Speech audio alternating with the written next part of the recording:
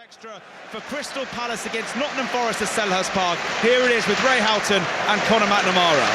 Thanks very much, Chris. You've showed us with the teams out in the centre circle, and they are holding a moment's applause in memory of a prominent Crystal Palace fan who has passed away in recent times. We are getting ready for the 5:30 kickoff at Selhurst Park. Crystal Palace against Nottingham Forest. If you do want to continue listening to the rugby commentary, that is available on our sister station 5 Live. But this is the sound of Selhurst Park ahead of this Premier League kickoff. Two teams who started the day in mid-table. If either of these clubs could put a couple of wins together, their start to this campaign will take on a very positive clean. However, both coaches, Roy Hodgson and Steve Cooper, will be aware that a few defeats and then suddenly the alarm bells will be ringing for either of these sides. It could be a pivotal evening. They've got Crystal Palace in their traditional blue and red.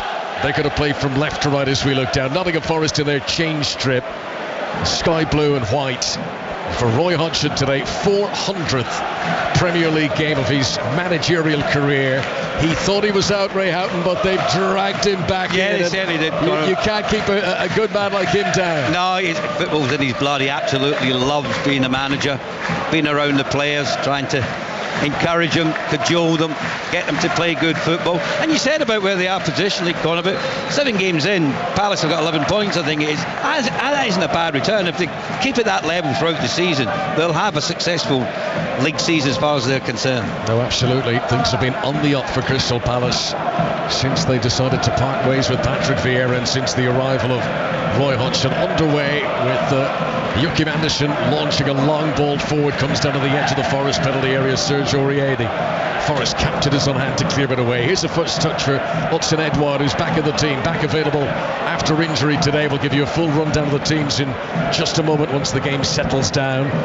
Harry Toffolo, who's come in to play on the left-hand side of the defence, plays it forward to Callum Hudson-Odoi. Nice turn on the edge of the penalty area.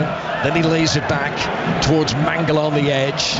Now over to Aurier, who's arrived on the right-hand side. This is slick from Forest. Decent cross into the middle. Too many Palace defenders back there, and the home side are able to clear away. Nottingham Forest regain possession back on the halfway line once again. So a rare start for Palace for Nathaniel Klein at right back, the former Southampton and Liverpool player. Edouard back to lead the line up front. And Jairo Riedewald, who makes his first Premier League start in over 2 years. You've got to go back to August 2021 for the last time that Riedewald's been in the starting 11 in the top flight. For Forest, no Taiwo Awoniyi today. We are told he might be out for the next 2 months with injury. Chris Wood comes back in to lead the line today. Morgan Gibbs-White is back in the team. And we mentioned Harry Toffolo. He replaces the suspended Niakate. But Awoniyi, who's been top scorer in wonderful form, that could be a costly blow for Nottingham Forest. He's absolutely huge. I actually had a word with Steve Cooper before the game. I met him downstairs.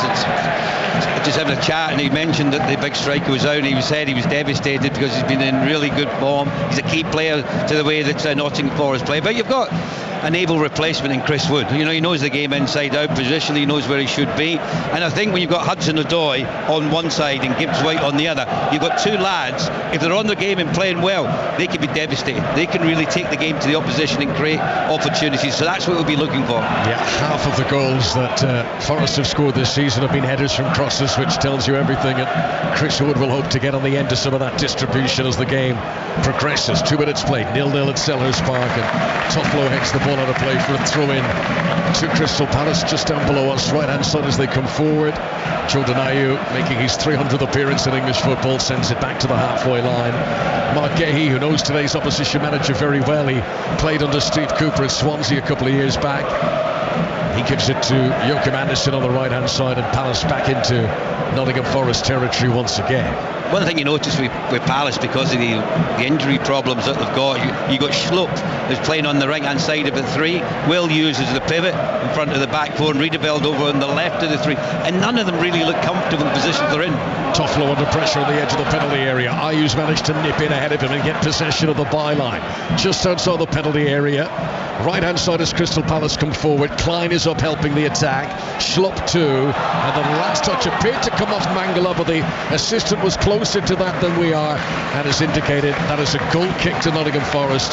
0-0 here. Yeah, I think it just came off Schlupp.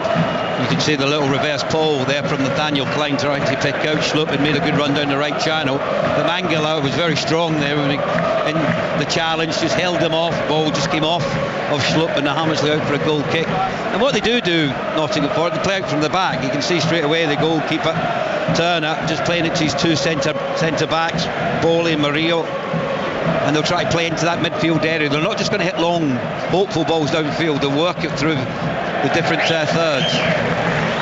Well, the last time these sides met was here at Selhurst Park. It was right at the end of last season in May. Taiwo Awoniyi gave Forest the lead in the first half that day. Will Hughes equalised in the second period. It finished 1-1. And at the City Ground last season, Forest beat Palace by 1-0. That was November last year. Morgan Gibbs-White scored the only goal. Wilfried Zaha, you might remember, missed a penalty for Crystal Palace in that match. Tyreek Mitchell on the far side of the field from us. No way up to the halfway line, so Will Hughes sends it back to Gehi once again. Match of the night tonight, 10:30 on BBC One, repeated at 7:35 in the morning. You can catch the highlights of all today's action in the Premier League. Excitement at Old Trafford, where Manchester United came from 1-0 down to beat Brentford by 2-1. Victories today for Everton, who beat Bournemouth 3-0. For Fulham, who beat Sheffield United 3-1. For Chelsea, who won away at Burnley by 4-1. And for Tottenham Hotspur, who are top of the Premier League right now, having won away at Luton Town in the lunchtime game. 0-0 here, 5 minutes played. Selhurst Park, always a buzz, always a great noise here. Forest just trying to step up as Palace hold on to possession in a congested midfield. Gehi comes down a left-hand side channel, pointing close in front of him. I think he wanted his teammates to drop a bit deeper for him. Anderson will now stretch things out to Tyreek Mitchell up from left back on the far side, level with the edge of the penalty area that Crystal Palace are attacking. Riedewald back to Joachim Andersen, the Danish international again. Nicely worked to the right hand side to Jordan Ayew. His right-footed ball into the middle is headed away by Therese Murillo. Murillo, who looked excellent when he made his Forest debut last weekend, the draw against Brentford. You know, they make so many new signings, it's almost a whirl, but this guy, Therese Murillo, looks to be the business, the Brazilian. Well, for all the players that he's brought in, Steve Cooper, what he has done, he's got a team together, hasn't he? All the players work hard for each other. Everyone knows their job. It's a bit like Roy Hodgson. There's no grey area. You know, they work on this on a daily basis. And just looking at the front three of Crystal Palace, Jordan Ayew will hold his width on this right hand side. But where Palace have posed a problem, Edouard's coming in field. So Aurier doesn't know whether to go with him or, you know, hold his position, because Mitchell's getting balled from that left back position. So they're working it well, Palace. No goals here. A reminder that the commentary for the Rugby World Cup England against Samoa is available right now on our sister station 5 Live. Here on 5 Live Sports Extra, it's the Premier League. Big game tomorrow at the Emirates, with a full commentary of Arsenal against Manchester City on 5 Live. That's a 4:30 start. Peter Schmeichel will be alongside correspondent John Murray for that one. Jordan Ayew is going to lose it here on the halfway line, helped out by Riedewald, but in nips Dominguez for Forest, and then Chris Wood couldn't bring it with it. Hughes can mop it up and send it back to the goalkeeper Johnston. And that's where Wood has to hold that up. You know, when the ball's played into him, because he's the lone striker and he's got two centre halves around him, he has to be disciplined and responsible to hold on to it and then look for the players that are making the runs to help them out. Chris Wood, who has come on as a substitute in every Premier League game for Forest this season. His one goal came off the bench against Sheffield United in August. Today he gets his first start of the new campaign.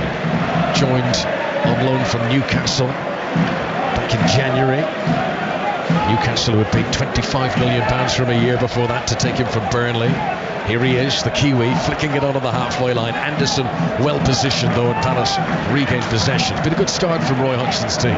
Here's Mateta, midway inside the Nottingham Forest half. Ayew gives it into the blonde-haired Will Hughes, back to the centre circle again, and back to Mark Gehi, who's played in all but one of Palace's Premier League games this season. attacking down the left-hand side. Odsonne Edouard, who clips in a cross that almost became a shot but didn't dip in time, and that sails over the crossbar, and it is a goal kick. Yeah, I think that was more of a cross than a shot, to be honest, with the corner. And I think you can see Mateta in there, and he just tried to deliver the ball in. Ayew was on this right-hand side, making an extra body in the box for Crystal Palace as well. But you need a bit of quality in that. I know he's not a natural left-footed player, but just whip your foot around it. Deliver the ball between the penalty spot and the goalkeeper, and let your attackers get on the end of the ball that's been delivered in. He's been in very good form lately. Odsonne Edouard, 4 goals in his 6 Premier League appearances this season before today. Willie Bolly, the former Wolves defender, brings it out from the back here for Nottingham Forest. Serge Aurier plays a little 1-2 with Morgan Gibbs-White. Back to Bolly on the halfway line once again, and Forest just want to get a few touches here and to feel a bit of control in a game in which Palace have dominated in terms of possession in the early stages. Here comes Bolly over the halfway line once again, picking out Gibbs-White midway inside the Crystal Palace half, over into the touchline on the right-hand side, and the ball does go to play for a throw into Palace. Well, there was a couple of passages of play early on from Nottingham Forest where they kept it, and they played it from one side of the pitch to the other, but at the moment they just got a little bit scrappy, and I think that was evident over there with Gibbs-White and Aurier.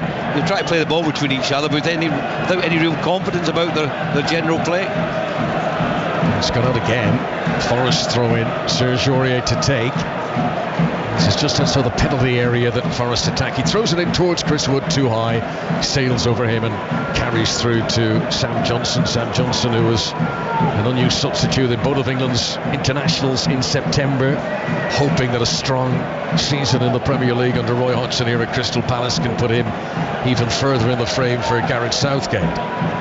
I tell you what it is, I just look at the 2 managers in their technical areas, and there's the contrast. Steve Cooper, up and coming manager, Roy Hodgson, as you just said, 400 league games and Premier League games, which is absolutely incredible. But both of them still, you can see them, both of them in there. They're trying to direct the players, encourage them, just giving them little incentive moments to tell them where they should be, where they shouldn't be. That's with the art of good management. Yes, kicking every ball, heading every ball down there. 2 very competitive coaches who will have looked at this fixture and have thought, that's a game we can win. Both of them will be thinking it. Johnson, wearing all green, brings it out of his penalty area away to our left-hand side. 0-0. Early stages, 10 minutes played at Selhurst Park. Anderson plays it long again. Good positioning by Murillo, but his header isn't good. Gives it straight to Ayew. Palace remain on the attack just outside the penalty area. Right-hand side as they come forward. Klein back to Anderson again. No Joel Ward for Palace today. Into the centre circle for Mark Gahey. The back 4 are Klein, Anderson, Gahey and Mitchell. Hughes alongside Riedewald in the midfield. Swap on the left-hand side. Riedewald here puts it through the legs of Gibbs-White, but it's picked up by Serge Aurier. Back into Gibbs-White. Excellent tackle by Will Hughes, the former Derby man, against Forest. Into the penalty area. Tried to lay it up to Odsonne Edouard, and Willie Bolly sweeps across to put it out for a corner. Yeah, it was poor play initially from Nottingham Forest and Gibbs-White. I don't know what he tried to do there. Tried to play a ball blind into his teammate Dominguez. Will Hughes read it, stretched through the middle there, played it out to Edouard on this left-hand side, but Willie Bolly done really well. Do you know why? He didn't dive in. He could easily went in to try and win the tackle and giving away a penalty. Bided his time, put it out for a corner. Giro Riedewald's going to take the corner. Left-hand side as Palace come forward. Here he comes. Low trajectory. Headed up by Chris Wood. There's a heavy fall for Morgan Gibbs-White on the edge of the area he's defending, and the referee judges that he was fouled by Joachim Andersen, so that relieves the pressure for Nottingham Forest. Free kick for them. Palace 0, Forest 0. Well, when you look at the height in this Crystal Palace side, they've got so many big headers of the ball inside the 18-yard box. It's all about the quality of the delivery. On that occasion it wasn't particularly good, but give credit to Chris Wood. Not only has he got to do it in the attacking end of the field, but there when he comes to come back to help out defensively, he won the initial header. When he was headed out to the edge of the box, Gibbs-White was always favourite to get it, but Anderson just lent into him, and it was an easy free kick for the referee to give. It is now half-time in the Rugby World Cup in Pool D, and it is England 8, Samoa 19 at the break, which is quite the turn of events. 40 minutes for England to try and turn it around, but a couple of tries for Nigel Ovong has Samoa in front at the Rugby here in the Premier League. Throw in for Crystal Palace, 15 yards inside the Nottingham Forest half. These multi-balls don't work, do they? As they pick up the spare ball, someone throws it onto the pitch anyway, and you've got two balls on the pitch. I just think it's needless to go. Yes, less haste, more speed sometimes when they try to get it back in play. Gehi, halfway line, under pressure from Gibbs White, turns it, rolls it all the way back to the goalkeeper, Sam Johnson. So Nottingham Forest have got Matt Turner in goal, Aurier, Bolly, Murillo and Toffolo on the back four. Sangare, Mangala, Dominguez in the midfield, Morgan Gibbs White and Hudson-Odoi in support of Chris Wood in attack. Palace win it back again inside their opponent's half. Down goes Auriel Mangala. Referee blows the whistle. Free kick to Nottingham Forest. Just a scrappy patch of play, wasn't it, from both sets of players there. No one really in total control of the football.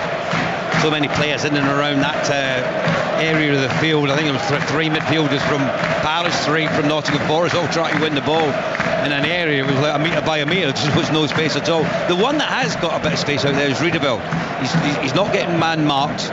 The other two are, the likes of Schlupp and Will usually they're getting picked up when they're in possession of the ball, but Riedewald's the one who's spare and needs to get on the ball a little bit more.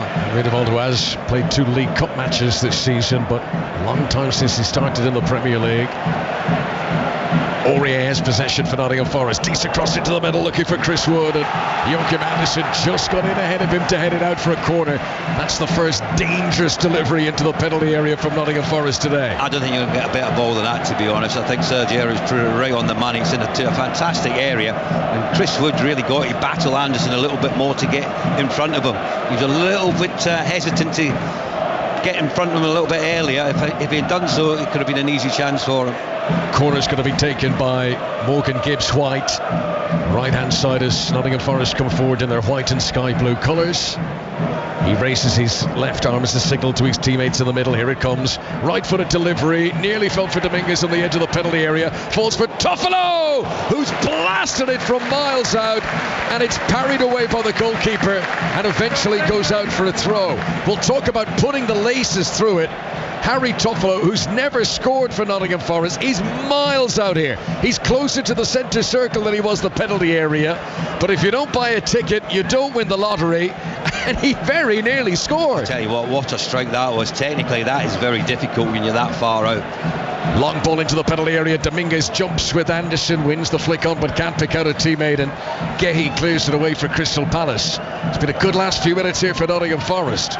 Good save from Sam Johnson from what was a very good shot. Do you know the only thing for Sam Johnson though, he had a view of it all the way. There was none of his teammates that was in the line of vision, so he was behind the shot all the way and decided with the pace on it, he didn't want to try and catch it, so parried it, did the right thing, parried it away from the danger zone. Something of an element of surprise as well for the goalkeeper as Mangala gives it to Aurier on the right.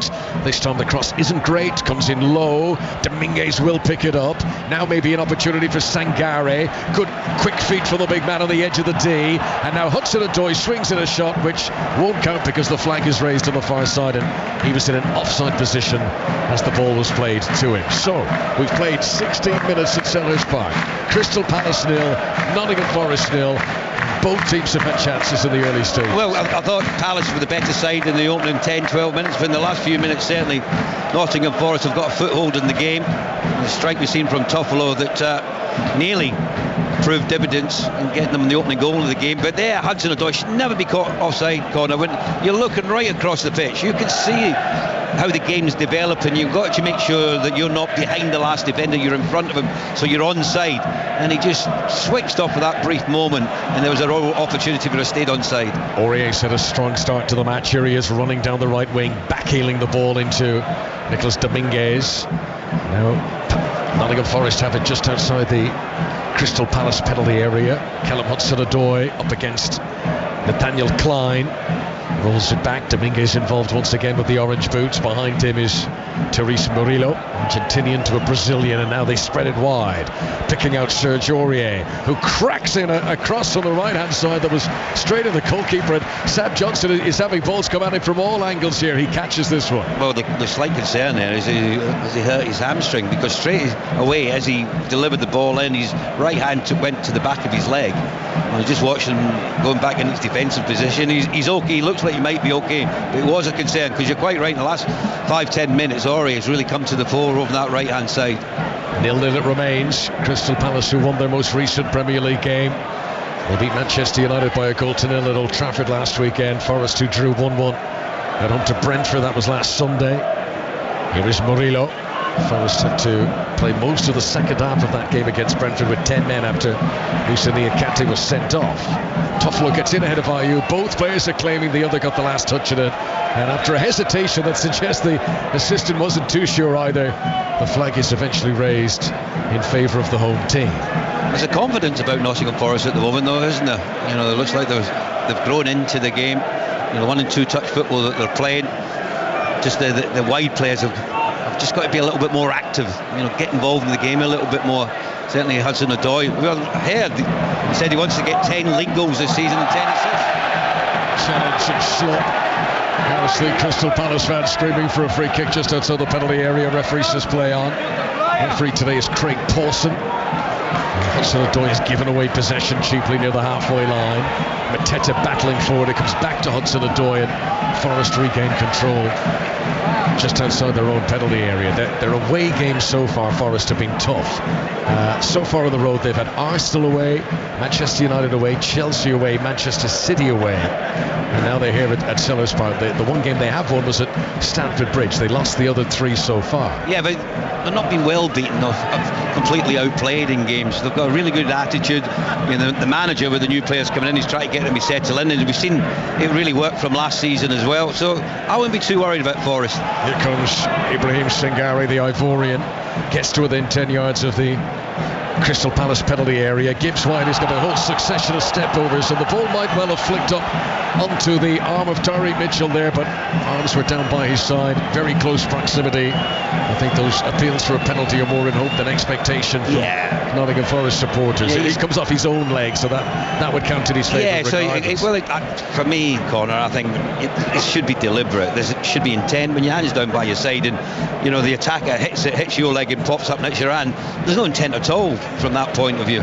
But we can see what Gibbs White can do. You know, the little step over, he's got that ability, but him and Hudson-Odoi have got to do it consistently, not the odd game here and there, week in, week out. That's when you're tested as a footballer. Last season, the first campaign that these two were in the same division as each other in a decade. As a chance here is going to be played off the post by Morgan Gibbs White. He controlled on the edge of the penalty area, the keeper rushing onto him. He flicked it over the top. He did everything right. That is so unlucky for Morgan Gibbs White, and Nottingham Forest are denied the opening goal by the most narrow of margins.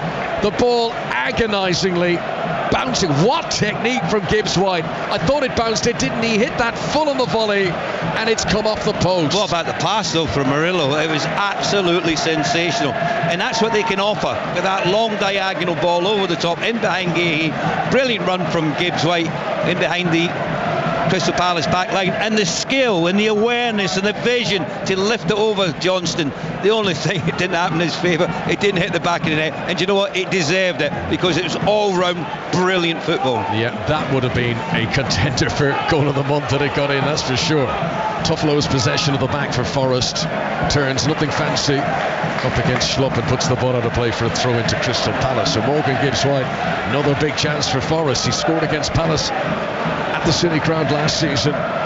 Steve Cooper, well, it would have certainly improved his mood had that gone in. Do you know what? I've just watched him in the technical area, and he's just shaking his head up to say, does it always happen to me? Is it just one of those things? But he should be proud of the way his players played the part there. Lovely touch, Dominguez. We've had a few party pieces from Nottingham Forest players in these opening 21 minutes. Now Hudson-Odoi into the penalty area. He's pulled it across. Sangare takes a touch to control. Back into Mangala. Poor shot. Didn't have his body position right at all, and he skied it into the crowd. But it's all Forest at the moment. Oh, absolutely. They've been very, very good in the last 10 minutes or so. Really grown in confidence and belief. I was just having a look at that opportunity for Gibbs White. What a ball that was. I mean, that is pinpoint accuracy. You can't hit a better ball than that. That must be 50 yards that Murillo's played that over the top to Gibbs White, who's opened his body up beautifully, and on the volley, seen where Sam Johnson was, lifted it over him, and you're looking for that to hit the back of the net, to come off the post. It was so unlucky. It was sensational football. Yeah, if he'd scored that, they'd be talking about it for years. You can see the action tonight, 10:30, BBC One, match of the day. That will certainly feature, regardless of what else happens between here and the 90th minute. So, midway through the first half, Forest looking much more comfortable now. Therese Murillo. Last weekend on his debut, they spelt his name incorrectly on his shirt, so everyone's still getting used to this new arrival from Corinthians in Brazil. As Serge Aurier sends the ball back to Matt Turner. Here is Murillo. He's only 21 years of age, but he looks very much a fully grown man in the heart of the Nottingham Forest. He certainly does. He went in for a challenge a little bit. I didn't realise he was as young as he is, but he's got a cool persona about him, doesn't he? He's not flustered. He'll win his challenges. He's decent in the air, but his passing range is excellent. He's only recently turned 21 as well. Turned 21 in July. But a very interesting recruit by Nottingham Forest, and he's looked so good. And what we've seen of him so far, this is just his second game. Sloop's down at the moment, which is a concern for Crystal Palace with the injury list that they've got. Yeah, Roy Hodgson yesterday had to bring a literal injury list. He brought a piece of paper because there were so many he was going to forget them as he read out who isn't available. So Schlupp is going to receive some treatment. Chance for some players to come across and get some liquids on board, but no Ebere Eze at the moment. No Hamada, no Jefferson Lerner, James Tompkins, Matheus Franca, another of the Brazilian recruits. Michael Elise's out. Nathan Ferguson has been a long-term absentee. I mean, that list just goes on and on and on, and Roy Hodgson now hoping that the name of Jeffrey Schlupp is not about to be added to. Well, it looks like he's hamstring, and that's never a good sign. With hamstrings, Connor, you've told it or you haven't. You know, it's not like you've got a little bit of crampness early on in the game. That would be something that certainly the medical team are looking at the moment. But I'm looking at Ray Lewington in the technical area, just in conversation with Roy Hodgson and his coaching staff. You know, both teams have got an issue here because Serge Aurier, you mentioned it earlier on, Ray, when he sent in a cross, he seemed to hurt himself in the process. Yeah. And they've been preparing. You can see him, the background in our monitors here. They've been preparing a potential change as well. Gonzalo Montiel, the Argentinian right back, has already stripped off. Now it feels like Aurier is trying to convince the coaching staff he's okay to continue. Steve Cooper's come across to have a word. Schlupp has been helped off the field of play. Doesn't look like he might, he won't be able to continue. Serge Aurier wants to continue here. He's telling me he's all right. Yeah. But there's about 16 coaching staff members in the room. Well, you know, I think gone are the days where there are one or two. It's a committee meeting down there. I think, look, if it's a head injury, it probably should be taken out of the player's hands. But for something like this, if he says he's okay, you've got to. The player normally knows. You know, he doesn't want to be out injured for any length of time. Right, there is a change that has been forced here. It's a change for the home team. So Jeffrey Schlupp is not going to be able to continue. And Jezrom Raksaki is going to get his big moment to come on for Crystal Palace. So they've got Jairo Riedewald, who hasn't started a Premier League game in over 2 years. And now they've got young Jezrom Raksaki. Is not exactly a battle-hardened midfield now for Roy Hodgson. Well, he's not, but the opposition won't know a great deal about him and what his strengths and weaknesses are. He's just looking at him, he looks a big, tall lad, rangy. You can imagine he's got a bit of pace about him, but he must be good enough for Roy Hodgson to put him in the squad, even though they've had quite a few injuries. He's played one Premier League game before, Jezrom Raksaki. It wasn't last season, it was the season before that, where he made one game in May, end of the campaign, where often youngsters are given a run. He has started both League Cup games this season, but here he is in the Premier League for the first time. He celebrated his 21st birthday on Thursday, so these are difficult times for Roy Hodgson and for Crystal Palace, and against a Forest team that have been playing well, but still 0-0. I think they've changed the shape as well. It looks like they've gone to 4-4-2. It started off at 4-3-3, but Jordan Ayew's gone over to that left-hand side, and Rakisaki has come over to the right-hand side. So it certainly looks like they're going to play with just two sitting midfielders, and Riedewald and Will Hughes.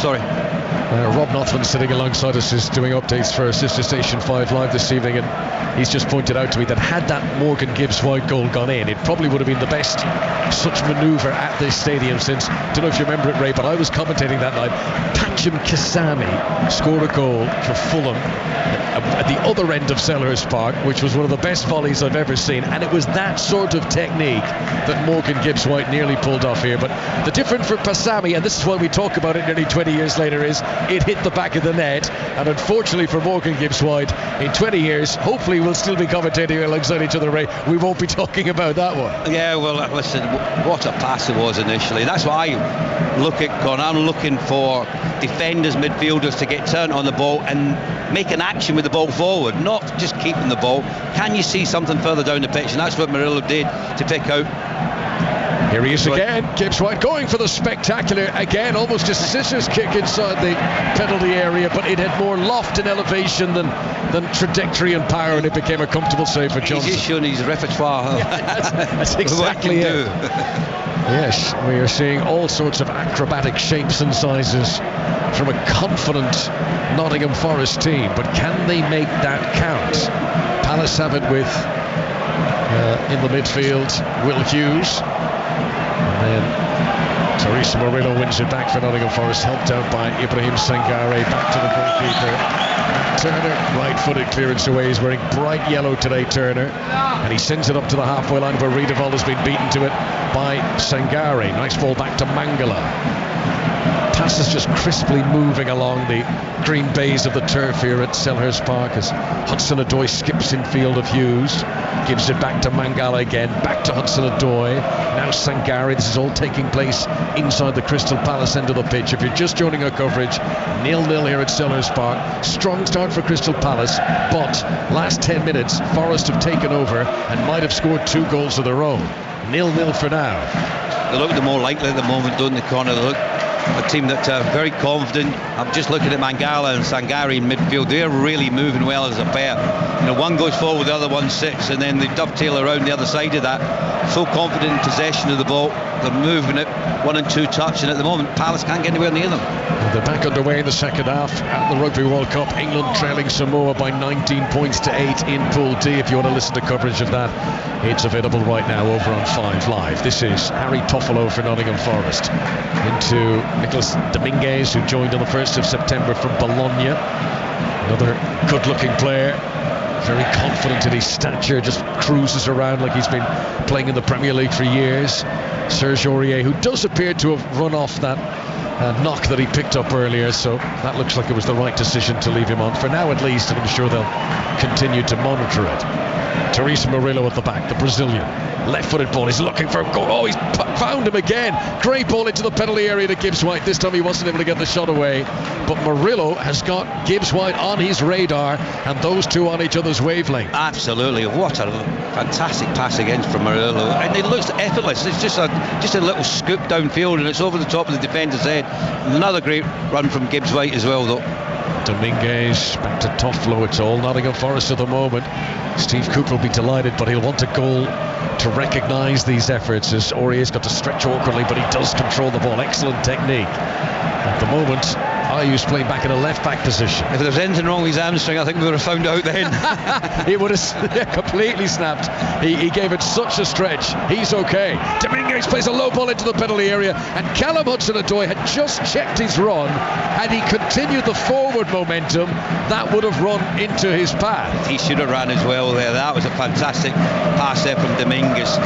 Split the back four of Crystal Palace and just got caught in his heels. He didn't read it, Connor. He wasn't watching as the play was developing. He just turned around at the wrong moment and apologised to Dominguez because he knew he should have made that run into an advanced position. But it's all Nottingham Forest at the moment, and that's where Stevie Cooper will be disappointed. They're not ahead. For the general play at the moment, there should be a goal ahead. Crystal Palace, who've had clean sheets in each of their last 2 Premier League games, holding it at 0-0 for now. Palace, who haven't had 3 clean sheets in a row for over a year and a half. Sam Johnson relieved that he hasn't conceded in this opening half an hour at Selhurst Park. No goals yet. That's That's a good flick on by the youngster Raksaki, who'd come on. Now Ayew picks up possession and gives it to Tyreek Mitchell on the left-hand side. Mitchell, the only player to have played every minute in every competition for Palace so far this season. Joachim Andersen again, room to manoeuvre near the penalty area, gives it to Raksaki on the right-hand side, tries to turn in field of Toffolo. Back to Joachim Andersen once again. Forest is sitting deep here. They put everyone back on the edge of the penalty area. Good ball in, but Ayew didn't seem very confident over it.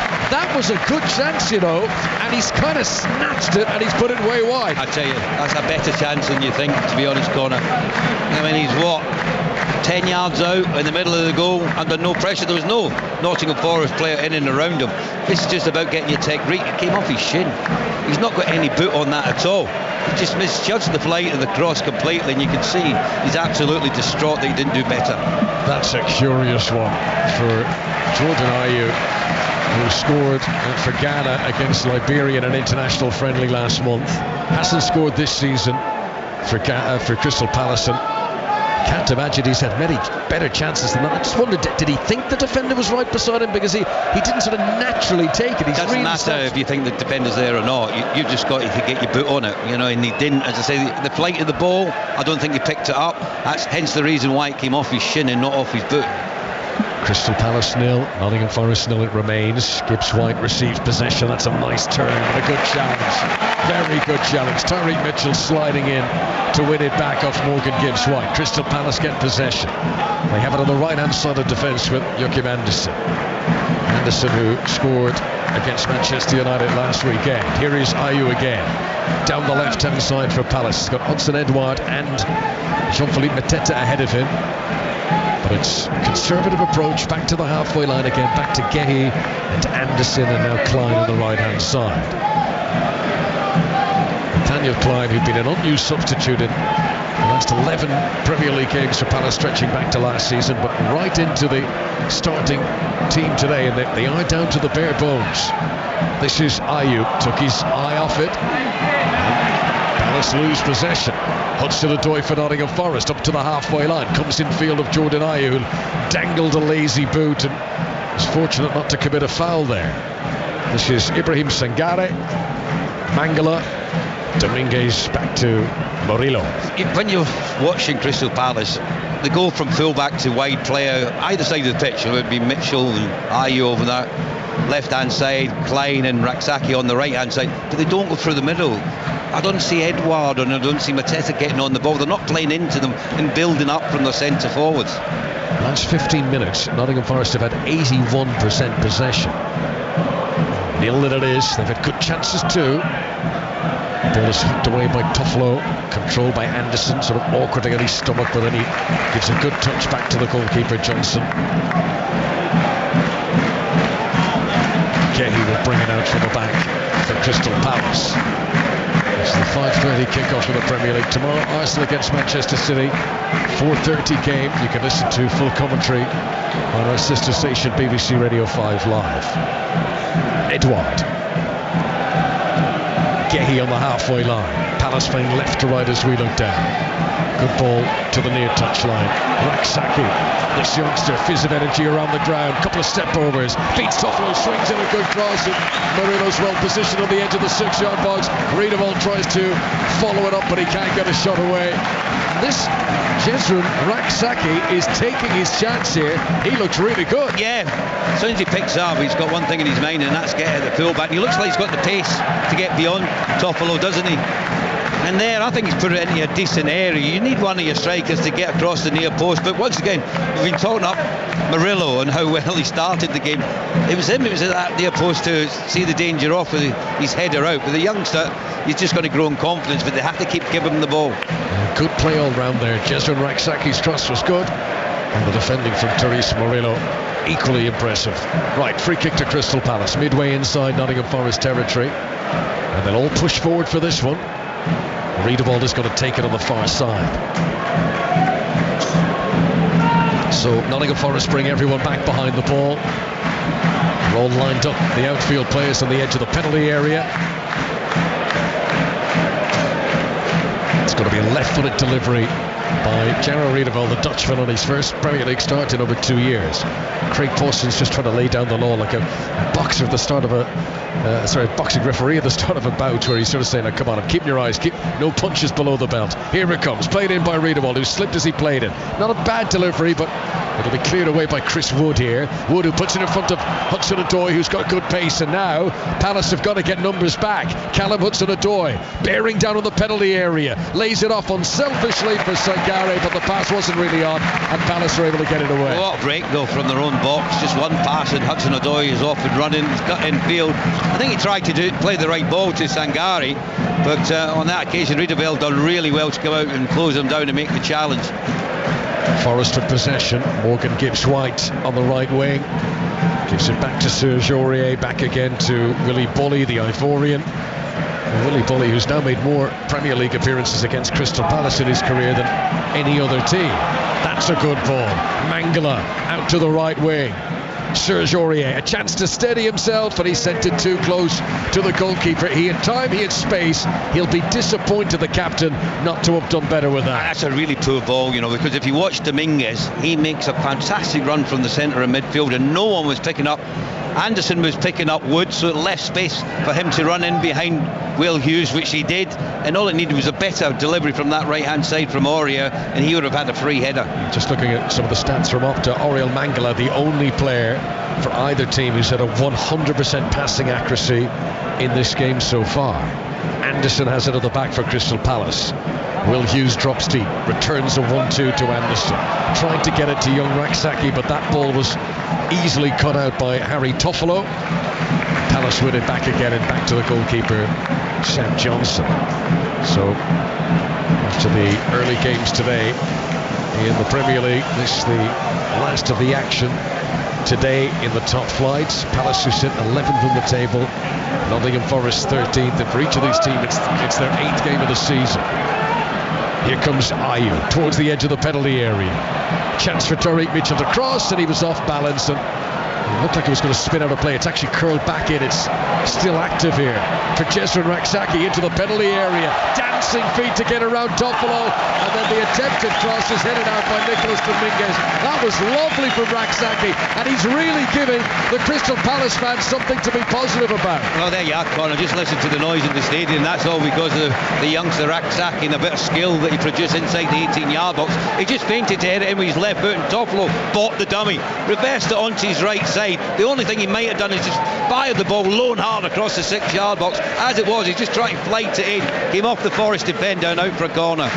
Corner to be taken by Jarro Riedewald.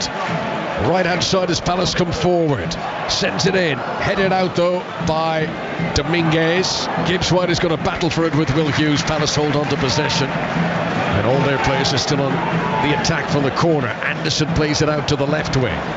His intended target there was Tariq Mitchell. It was cut out by Serge Aurier, picked up again by Mark Gehi, and Palace get possession once again. Crystal Palace, who took 4 points from their games against Nottingham Forest last season. 0-0 for the moment here at Selhurst Park. 5 minutes to go to the break. Low ball played in, but not finding a teammate by Ayew. Ayew, who's playing wide left since Raksaki's come on to play on the right wing for the home side. Gehi has it. Forest sitting deep at the moment. Oxen-Edouard dropping a shoulder, taking on Dominguez, giving it out to Ayew again on the left. He tries to turn and chop, needs to deliver. 5 teammates waiting in the middle. Ayew's ball in isn't bad. Sits up for Raksaki. Good brave defending by Harry Toffolo, who threw his body in the way and made a very important block. And Palace have certainly got back into this now. Another ball into the penalty area. This one is too close to Matt Turner. But having fallen asleep a bit, Palace have woken up. Yeah, they certainly have, and that was an outstanding chance for a young Raksaki. I thought he was going to hit it first time. Just took an extra touch, which allowed Toffolo to get his body in the line of the strike. Down the other end, Hudson-Odoi into the penalty area. Did well to come in field on Riedewald, but he wasn't able to beat Nathaniel Klein. And Palace are able to come away, and the game is becoming more stretched now, more end to end. Jordan Ayew over the halfway line on the left. And those groans you hear in the background is because he's turned and given it back to Tyreek Mitchell, and the Palace fans wanted him to go and attack. Yeah, but there was 4 Palace players in advanced position, him and 3 others, and there was about 6 Nottingham Forest defenders back there. Here's Raksaki down the right hand side, gives it away this time. Nudged it infield with the outside of his left boot and gave it away to Sangare. That's pretty much the first mistake that Raksaki's made since coming on. He's been very good, the youngster. This is Dominguez on the halfway line for Nottingham Forest. Forest played from right to left as we look down. A couple of early chances. Chris Wood had one. Brilliant opportunity for Morgan Gibbs-White when he hit the post. Really unlucky not to score. Down the other end just a moment ago, Raksaki with one of the best chances for Crystal Palace, but blocked away by Harry Toffolo. This is Aurier, right hand side of the pitch as Nottingham Forest come forward, far side of the stadium from us. Scoops it with his foot forward to Gibbs-White. Cross on the right hand side is too high for Wood, difficult for Nathaniel Klein to deal with though, and he nudges away. Raksaki's back helping him. He's been bundled into touch, and the referee, I think, has he given a free kick? Yes, free kick to Palace for that nudge by Callum Hudson-Odoi. Yeah, he just let into him, didn't he, Hudson-Odoi? I think he's a little frustrated at Hudson-Odoi because when the cross came in from the right hand side from Sergio Aurier, he should have been coming into the back post, and he was ball watching, if you like, Conor. He was watching the play develop instead of acting on it and being in a position when the cross came in, because it was too high for Chris Wood. He could have put Klein under a bit more pressure in that full-back position. As it was, he didn't. Then he chased back with Raksaki and just let into him and gave away the foul. In the rugby still, England 8, Samoa 19. It was 14-8 at half-time.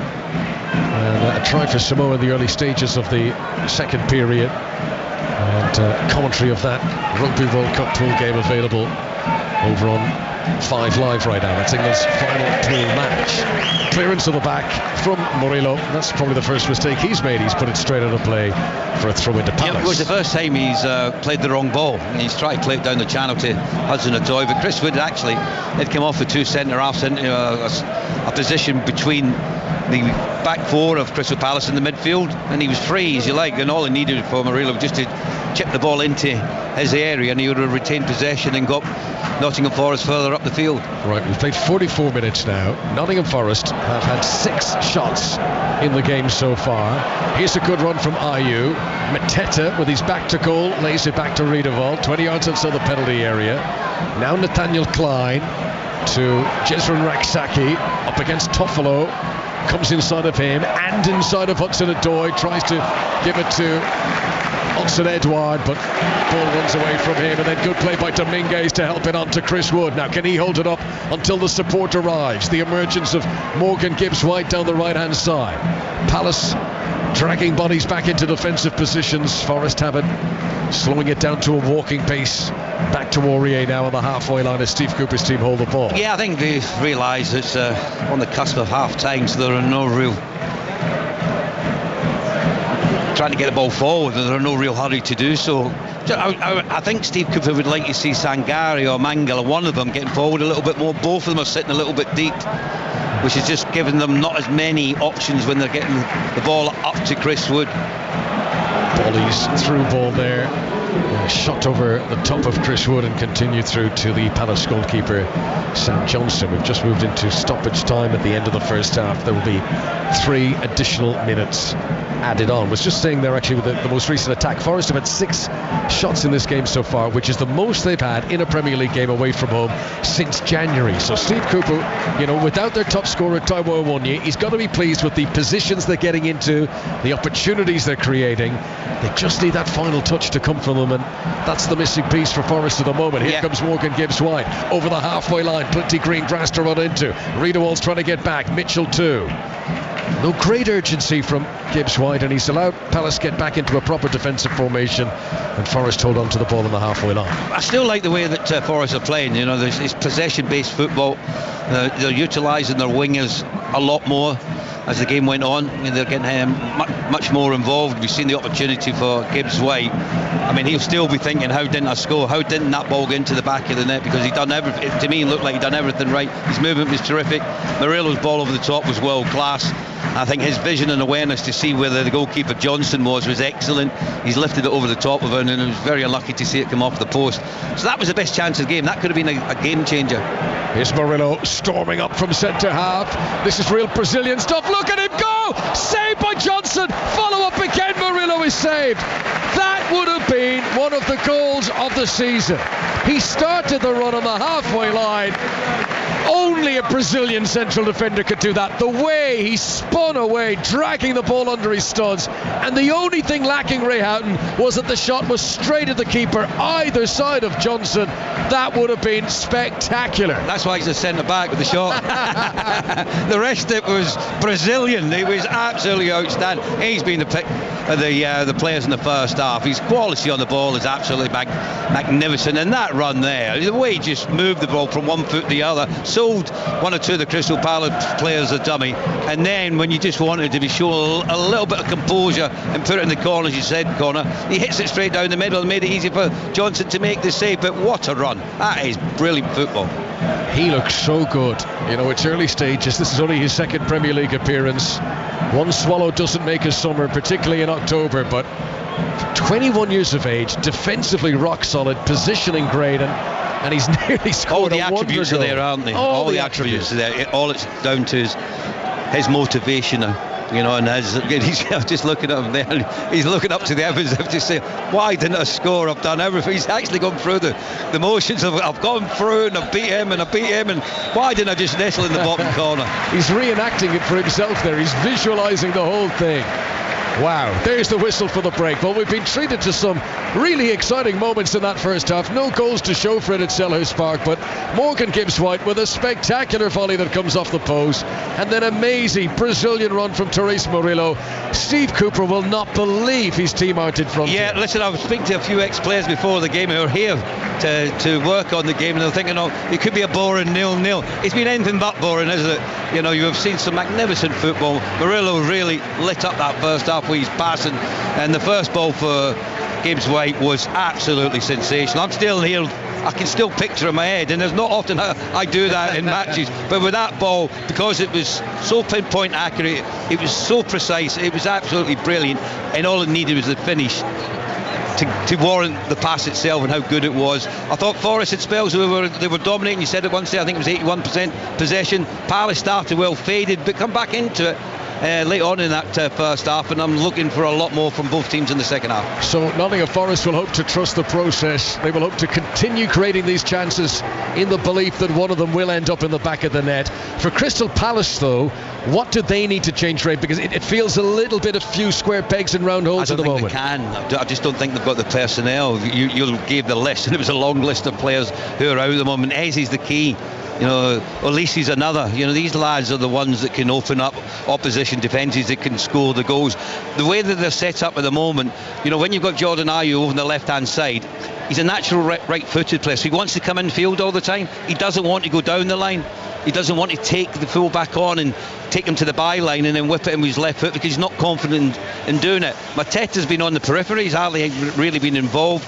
Edouard's coming a little bit short to get involved in the build-up play. Because they've changed the shape, with Schlupp going off, they've now got two central midfielders, and that's where the struggle. Will Hughes is in there, Riedeveld. Neither one of them, I would say, were players that are going to open you up with passing, a bit like we've seen with Murillo, who can see that longer ball downfield. They like to play the ball short, so it makes it easier to defend against them. Just the personnel's not there at the moment. The one thing you will get with the Roy Hodgson side, and you know this, Connor, and it's been proven the last two games where they've had 2 clean sheets, they'll be difficult to play against. They'll have a good shape about them, and they'll work hard, and they'll be disciplined. Right, second half commentary to come with Ray Houghton here from Selhurst Park shortly. In the Rugby World Cup, by the way, Owen Farrell's got a penalty back for England, but they still trail. England 11, Samoa 19. That means that England are more than a converted try behind. There's commentary of that available right now over on 5 Live. But while we wait for the re-emergence of the teams here for the second period, it's a time to look ahead to tomorrow and possibly the biggest game of the Premier League season so far. Last year's top 2, Arsenal and Manchester City, meeting at the Emirates. We'll have commentary on 5 Live and BBC Sounds from 4:30. And last night on the Friday Night Football Social, Aaron Paul, Don Hutchison and Kevin Nolan discussed the game, and they started with how much Arsenal have developed since finishing second last season. I think they've grown a lot because they've bought expensive and really good players. Declan Rice, for one. I think they're growing as a team. They're still very young. They've still got quality in the likes of Martin Ødegaard. I think he's getting better every single season. He looks pure class. The difficulty for Arsenal is probably psychologically getting over the barrier when Man City beat you twice. It's almost like that hurdle. Can we really beat them? But I think Newcastle in the Carabao Cup and maybe Wolves in the Premier League last week showed a potential blueprint on how to beat Man City. If you really go at them, there's been plenty of teams, Aaron, I think over the years that have gone defensive against Man City and they're too good, they pick you off. I think if you have a go at them, which I think Arsenal will do, they'll feel as though they've got a chance, but they're up against some team. Kev, I really want to ask you about Bukayo Saka. It looks like he picked up a bit of a knock on Tuesday in the Champions League at Lens. He started 87 consecutive Premier League games, which is a pretty decent record. Does he need to be rested? Does Mikel Arteta need to learn to maybe grab himself a plan B, i.e. playing with Saka and playing without? I mean, look, when you've got someone of his ability who plays and performs how he does week in, week out, it's very hard to think, well, shall we leave him out here? Because then does it show disrespect to the other team? All that comes into play. With him, he wants to play. When you see the boy the way he is, when I speak to the boys about, when I was speaking to Dec about him on when they were on international duty, spoke so highly of him, about his, hungriness to keep going and doing well. And Don will tell you, when you're playing and you're doing well, the last thing you want to do, and the manager to come up and go, oh, I'm resting you for this one. I think he's at the point now where he's getting little niggles, but, he's done so well to stay away from them. I mean, for his explosiveness, everything, what he brings to the game, he must look after himself and be so, mentally prepared and physically to keep on going and do what he's done. Because let me tell you, in this day and age, it is unbelievable what he's doing. And for me, when he's one of Arsenal's best players, so if he's fit, he plays. Yeah, I was going to ask you, what's the conversation being a coach to a manager? I mean, I had it once in my career where, and you probably had it as well, playing a volume of games. I remember, I think I reached the threshold of 10 yellow cards and I was suspended for a game. And Walter Smith, the manager, got me in his office and said, listen, I want you to go away for a week.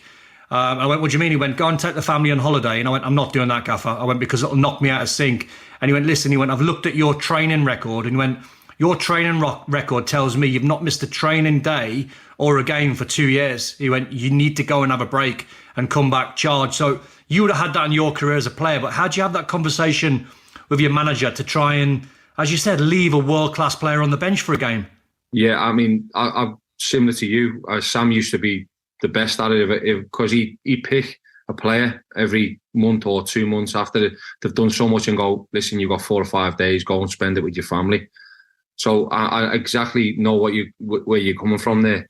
But I think in this day and age, these lads just want to play. I remember speaking to Dec a couple of years ago when he went, I want to play 50 games, I want to play 60 games. And they're all of that mentality. I've got to play, I want to play, no matter what game it is. And even when he used to be on the bench and would be up, get me on for 20 minutes, can I be on for 10 minutes? So I can only see that in Bukayo Saka, with the way he is and the way he wants to do. So for me, I think if he's fit, he plays. If he's not and they're unsure, then you've got to sort of wrap him up in cotton wool and sort of say, look, lad, this is the one you've got to miss. And it's going to be unfortunate because Arsenal need him. Don, is this a much wider issue that we need to look a bit deeper into? Because FIFPro have, the Global Players Union, have proposed a limit of 55 competitive matches for players each season. Let me put that into context. Bruno Fernandes played 6,666 minutes of football last season in 72 appearances between the 15th of September 2022 and the 15th of September 2023 for Portugal and Manchester United. Now, I was with Lee Grant yesterday and he was talking to me about the calendar, and you look at international breaks and how they sort of break up that momentum, September, October, November. But from November to March, it's relentless. You have FA Cup, you have European football back. Yes, you don't have international breaks, but there is so much football. He said if they were able to condense the qualifiers or the Nations League into one block at some point along the year, maybe March, maybe May or June, and keep those September, October, November weeks free for actual league football, then things will be able to level out just that bit better.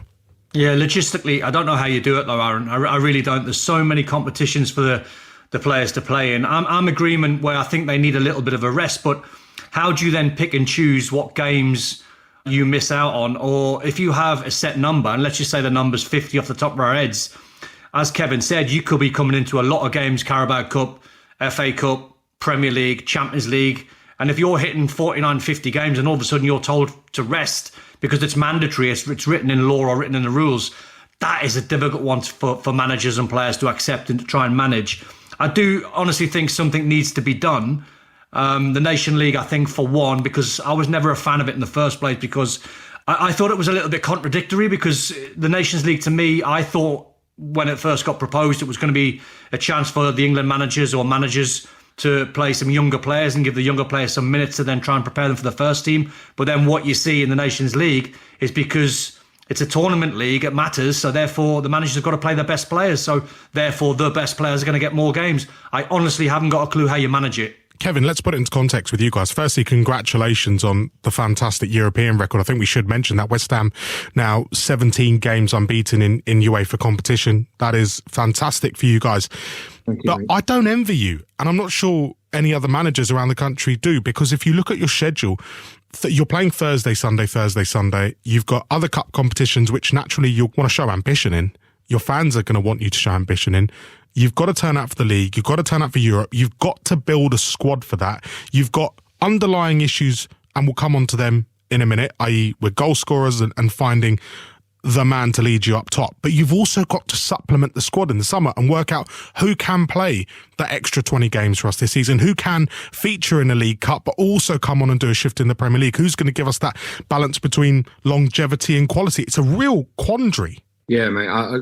Don's spot on there. Like, when the Nation League was sort of launched, it was to take away the friendliness and everything else, but to bring on the next generation. Then all of a sudden, everybody's getting judged. Managers are getting judged on, oh, well, he's lost 2 or 3 and he's been demoted or promoted or whatever. So, listen, we played 60 games plus every year now for the last 3 years. And as you said, it is relentless. It's relentless. And trying to give these boys time off. We finished on the 9th of June and we started back, I think, on the 4th of July. So these lads, they didn't get a month. Now, the lads who were actually playing international didn't even get 3 weeks or 2 weeks. So it was only on if the clubs give them that extra week or 10 days that they got it. So the likes of these lads who are internationals who go away next week, they would have already played now before we get into November, shall we say, 14, 15 games. It's ridiculous. The calendar's ridiculous. We need to change it. We need to look after it. We need to look after these players. But the thing is, FIFA Pro were all right coming out saying it, but it's them who are actually launching all these new competitions or whatever you like, and going, well, this is right, this is wrong. They're in then conversations when everything's getting launched and they're saying, we'll have all these games coming at us. We're going to carry on diary bashing in a bit, but I've got to ask you, Don, about Manchester City. Fantastic from Alvarez and Doku. What a player. He's been a fantastic impact for Pep Guardiola's side. I mean, we were all sort of lamenting the sale of Riyad Mahrez and just wondering what kind of an impact his loss would be because of his consistency. But Doku has slotted in brilliantly. Amazing. And I heard Pep talk about Rico Lewis off the back of the Leipzig game midweek, and he just said, wow, I think he's quoted as saying one of the best young players I've ever worked with, and that is some statement. But what you guarantee with Pep Guardiola, they do their research on the players. They all do these days. And I don't think there's ever a player, and you guys can correct me if I'm wrong, that's been allowed to leave Pep and Man City and he's regretted it. I think the players that have moved on have all been very good players, but he finds the next generation, and Doku's one of them. Rico Lewis is the next one. He finds individuals with quality, he polishes them, and he makes them into a Guardiola player. And the squad of players that he's working with at the moment is still ridiculously good. Is Cole Palmer going to be that man? Well, I think if you look at the quality, he's looked at it, what's in front of him. Phil Foden's probably going to be the one who sort of takes that space. I think that's where he trusts him. When you listen to Pep, he thinks Phil's going to be the one who takes that role where Cole Palmer was and wanted to sort of break into the team. And I think he's took the money and thought, well, I'll find someone who's going to be the next one. And I'm sure he's got a plan, because he wouldn't let Cole Palmer go, because everybody knew in England, I knew a couple of years ago watching him against our 21s or 23s as it was that time, that he was going to be a special player. You know, he gave a couple of our lads a real hard time, scoring hat-tricks and everything else. And you knew he was going to be special. So that's why Chelsea has spent that money. But I'm sure that Pep's got a plan and gone, yeah, we'll take the money because, you know, Phil's going to be there for the next 2, 3, 4, 5 years. And then we're going to have this one coming next, or this is the next target. I've got to ask you, Kevin, we're going to try and sort of cap this section off in a minute. But having played Manchester City a few weeks ago, if you had to give Mikel Arteta one nugget of advice for taking on this renewed Man City this season after having endured that 90 minutes, what would you say to him? Well, I'd just say, I think they've been, when the last games have been really close, I'd just say, you know, I feel that Arsenal are better equipped now to play Man City. I think with Dech in the team, he brings a different side to Arsenal, what they haven't had in previous. And I'd say, you know, trust yourself, because if there's anyone who's played and knows Pep Guardiola in and out, it's him. And I feel that it's going to be exciting. I would have loved, and I must admit, I would have loved to see a full tilt Arsenal going against the full tilt Man City, because I think it'd be an absolute unbelievable game. And I'm hoping that doesn't change it because of what's happened with the Saka situation and everything else. Don, just the one win for Mikel Arteta and his side in 10 games against his old mate Pep Guardiola. How's this one going to go on Sunday? Who's coming out on top? I think City come out on top. I think the injuries, I mean, obviously City are without Rodri, and I think he's been the best player in that position for quite a while. I think when you try and have a conversation of who you think your best player is as a Man City fan, obviously you've got the likes of Erling Haaland and many, many others, but the one player that they miss badly is Rodri, because no one plays the position like him. And I think it's going to hurt Arsenal a little bit more, not just the Bukayo Saka injury, the Martinelli injury. You know, that's two of Arsenal's best players in dangerous areas that they're not going to have, or potentially not have. So I think Man City win it. Well, we will find out tomorrow, 4:30 kickoff, commentary on 5 Live. It is Arsenal against Manchester City, one of the big heavyweight clashes of this Premier League season so far. Right, teams are back out here at Selhurst Park. We're about to get back underway. Crystal Palace 0, Nottingham Forest 0. Forest with 2 excellent chances to score wonder goals in the first half. Palace have survived, but can they continue to do so? And an enforced change over the break. Gonzalo Montiel, who we thought was going to come on midway through the first half to replace Serge Aurier. That substitution has now happened after going over it in the dressing room. Steve Cooper's decided to make the change. Yeah, I'm sure he'd been in conference with the player to see how bad are you, how bad's the injury, are you able to continue. Aurier's done the right thing. He said, look, maybe I'm not 100% and we need everyone out there, so that's why he's came off and they've made the change that they have. Forest on the attack, early stages of the second half, ball into the penalty area by Dominguez, an attempted flick on header by Morgan Gibbs-White, but he didn't get enough on it and the ball goes wide. Just there, Dominguez should have played into his feet. Gibbs-White was in a central position in the goal and he didn't want it in the air. He wanted his feet where he could get turned and get his shot away, and straight away when the ball was played in a little bit too high, he turned around to Dominguez to say, feet not in the air, and he was right to do so. I wonder if Roy Hodgson's glass is half full or half empty, because Crystal Palace have scored 11 goals this season in all competitions. 10 of them have come in the second half of games. So is that a good sign or a bad sign? Is it a good sign to say they're going to get stronger, they're going to score the second period, or is it a huge worry that why aren't they scoring in the first half? Yeah, you'll be looking at that. Obviously they'll have all the data. Are they creating enough chances? Are the front players doing enough to get into areas where they can affect the game? But what it shows you, they keep going. They've got that resolve about them, that confidence, that belief that they will score late in games. Will Hughes makes an interception. Palace playing from right to left in this second half. Their traditional blue and red. Forest to the change strip, white shirts, sky blue shorts and socks.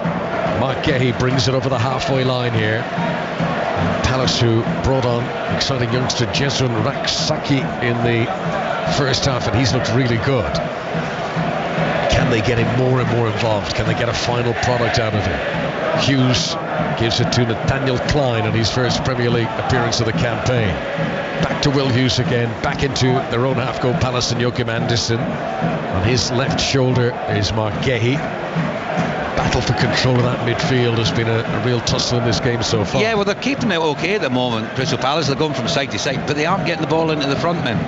You know, Mateta and Edouard are on the periphery. They're not making an angle to receive it, or if they are, the players are not playing in them because that trust element isn't quite there at the moment. Strong press by Forrest, Wood and Dominguez and Gibbs White all tried to press forward. Anderson breaks through that press and then he's taken down by Hudson-Odoi. Free kick to Crystal Palace midway inside Nottingham Forest territory, still 0-0. He'll be lucky not to get a yellow card here, Hudson-Odoi, because I think he knew exactly what he was doing. He's came in from the side and his arms came out and he's actually caught Anderson when he was in full flow. Because there was a good break on there from Anderson. He's went through 2 or 3 of the Nottingham Forest players. He's about 10 yards outside the 18-yard box. He's ready to deliver the ball into the box, and Hudson-Odoi knew exactly what he'd done. Yeah, that is the classic professional foul. But no further action from referee Craig Pawson. Free kick's going to be taken by Jairo Riedewald again. Crystal Palace 0, Nottingham Forest 0. This is 10-15 yards outside the penalty area. Good platform here. It's not a shooting position, but it's a position to play a ball in and get one of those tall Crystal Palace players on the end of it. Quite a few big men in the Forest team too. Both coaches standing looking on from the technical areas apprehensively as Riedewald plays it in, headed out and away by Willy Bolly.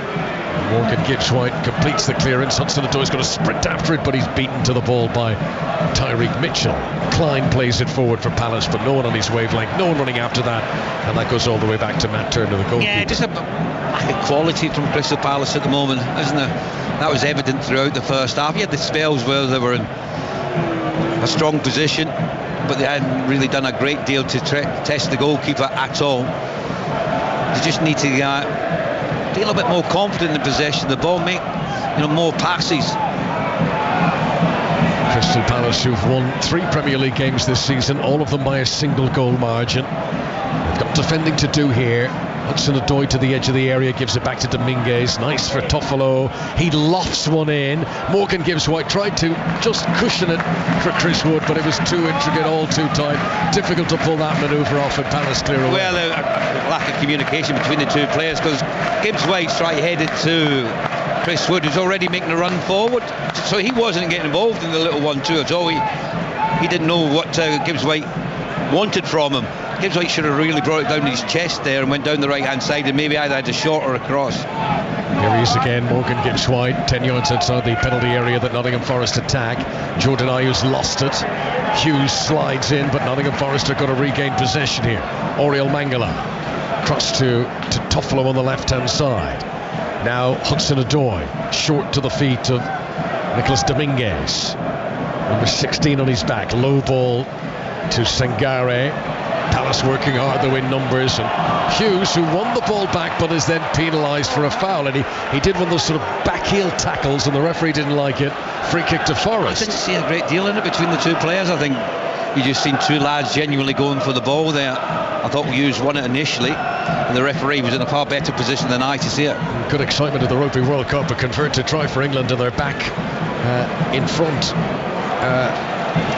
Just wait for a moment, because the free kick here is going to be taken by Gibbs-White. It's a full 20 yards outside the penalty area.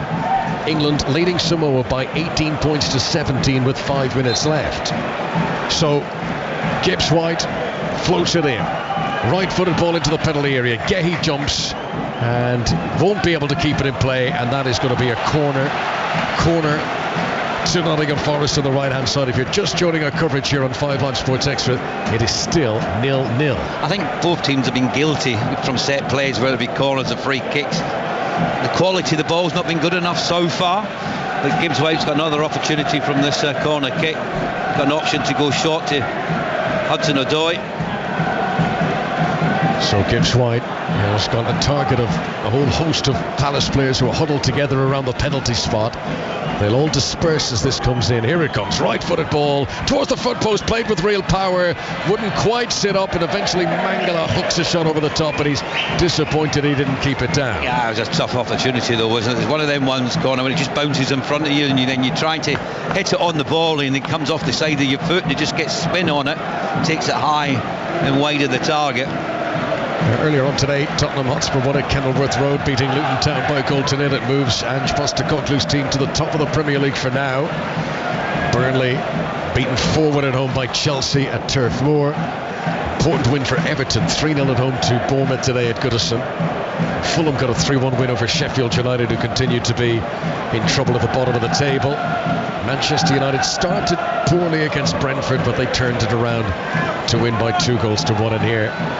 Early stages of the second half at Selhurst Park. It's 0-0 between Crystal Palace and Nottingham Forest. Tariq Mitchell in possession for Palace, gives it low to the feet of Jordan Ayew. Left hand side as the home team come forward. Good work from Dominguez to close him down and to send Palace retreating back into their own half again. This is Anderson to Jezran Raksaki on the far side.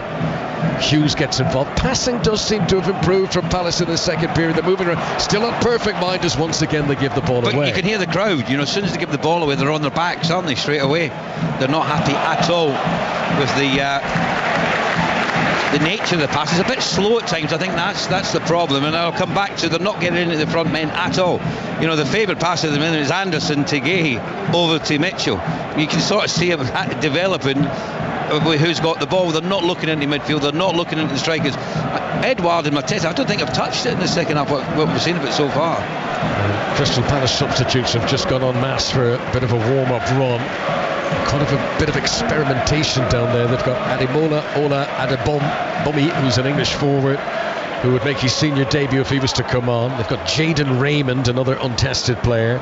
David Ozo, Malcolm Ibue, who used to play for Forest local rivals Derby County on loan and relegated from the Championship with them in 2002. And Roy Hodgson doesn't certainly have much experience on the bench to call upon, which might be what his team need here. 0-0 for the moment. The one goal can change everything. Here's Gahey on the halfway line, pursued by Chris Wood. Gives it to Tariq Mitchell on the left-hand side. His left-footed ball into the penalty area, chested down by Matete. That was good. Down goes Oxford-Edouard, claiming he was fouled on the edge of the tee. Mangala was the Nottingham Forest player. The referee was very close to it, says no foul play on. Forest come away with possession. Here's Mangala again, set to circle. Mateta sprinting after him, but Mangala's got the wherewithal to swivel away from him. Gives it to Ibrahim Sagare, who's joined recently from PSV Eindhoven, another £30 million signing. Huge amount of money invested in playing staff over the last 12 months, 18 months by Nottingham Forest. As the ball is given away on the edge of the penalty area, they attack, and Palace will look to come forward here, but it's all a bit slow in the transition in midfield, and a few brighter ideas needed from Roy Hodgson. I think Roy Hodgson would like that money though, wouldn't he? That you just mentioned to invest in a few players, because when you look at the team and the squad, it's very similar to previous seasons, isn't it? Not a lot of change as far as that's concerned. There's a great stat about the change at Nottingham Forest. Not going to see any live action here. Free kick to Forest, left full back position. So Brian Clough was in charge for 19 seasons at the City Ground. In those 19 seasons, he only used twice as many players as Steve Cooper has used already in 2 seasons. Isn't that mad? Yeah, well, that's the nature of the football as it is today. You change your personnel around quite a lot. You've got a lot more depth to your squad. You just have to look at, we know that Crystal Palace are struggling with numbers because a lot of the top players are out, but when you look at Nottingham Forest and their bench, there's a great deal of experience there as well if he wants to change it around. Yeah, he's got Cheku Kouyaté, who's a former Crystal Palace player who knows every blade of grass in Selhurst Park. Palace coming out for the back with Tariq Mitchell. Gives it to Jordan Ayew on the left wing. He raises an arm to say, come on, I want more movement ahead. There's no obvious pass. Gonzalo Montiello's come on at right back in place of Serge Aurier. Had everything cut out there. Palace hold on to possession, but they're back inside their own half again. I'm just looking, like Will Hughes and Riedeveld. You said it's like his first start in 2 years. You can see it. He's struggling to get around the pitch at the moment, and that's just because you can train as much as you want, but playing, you can't replicate it in training. Here's Will Hughes. Palace trying to get behind them here to rouse something. Raksaki pulls it back to Riedewald on the edge of the area, but he can't pick out a teammate. Low ball across the face of goal is cleared away, and Forest get it back to the halfway line again. Crystal Palace 0, Nottingham Forest 0. 57 minutes on the stadium clock. This is Nathaniel Klein on the right hand side into Jezran Raksaki. England have beaten Samoa by a point in the end. England 18, Samoa 17 at the Rugby World Cup. Ireland against Scotland from Saint-Denis later. Full commentary on 5 Live. Now this is Ayew on the left for Palace, weaves in field along the halfway line, gives it to Joachim Andersen, turns away from Dominguez, gives it back to Jordan Ayew once again. Now he moves forward but gives it away. Montiel winning possession back for Forest. Good injection of speed to bring it out from the back by Morgan Gibbs-White. He rolls in front of Callum Hudson-Odoi, who just seemed to get his feet in a tangle there. He's tripped himself up, and with no opponent around him, he gives away the ball. Yeah, just got a bit scrappy the game, hasn't it? Nottingham Forest have actually passed the ball quite well throughout the game so far. Just the last few minutes, it's been a bit sketchy. The passing hasn't been good enough, not been up to the standard we've seen previously from them. Well, we mentioned in the first half, Wood, Nottingham Forest, Rue not taking those chances when they had a real purple patch of possession and opportunity. Steve Cooper might well be feeling that, because it feels like quite a long time now since Sam Johnson's been tested away to our right. Yeah, but also what Roy Hodgson be disappointed with, they're the home side, and they've not made the goalkeeper turn and make a save. I can't remember him doing really a great deal at all. It's been fairly comfortable for so far. Gehi almost robbed of possession by Chris Wood near the halfway line. Palace hold on to it. Will Hughes comes forward. Now Raksaki. He's sent backwards as well, sent back to the halfway line by an energetic Harry Toffolo on what is his first Premier League start of the season. Tyreek Mitchell on the left for Palace, low ball to Jordan Ayew, seeing more of the ball now, the Crystal Palace number 9. 2 opponents around him there as he dances right along the sideline. He's like a tightrope walker, and he bundled off the ball as possession is won back by Nottingham Forest. And can they get it down the other end? Sturdy challenge by Will Hughes into the back of Chris Wood. Free kick. Just not to mention the referee, but you know what? He's been up with play all the time. I mean, he's seen every decision that he's had to see. It's been right in front of him. His positional play has been very, very good. He's seen there that Ayew had 2 Nottingham Forest players in a round.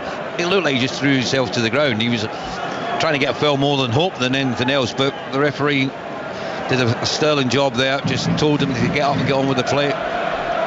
Good atmosphere inside Sellers, as it always is, but we've reached the hour mark now, and it's still Crystal Palace 0, Nottingham Forest 0. If you're joining our coverage late, Forest nearly scored 2 goal of the month contenders in the first half, but neither of them went in. Morgan Gibbs-White hit the post, and Teresa Murillo hit it straight at the goalkeeper. Had either gone in, we would have been talking about them for years.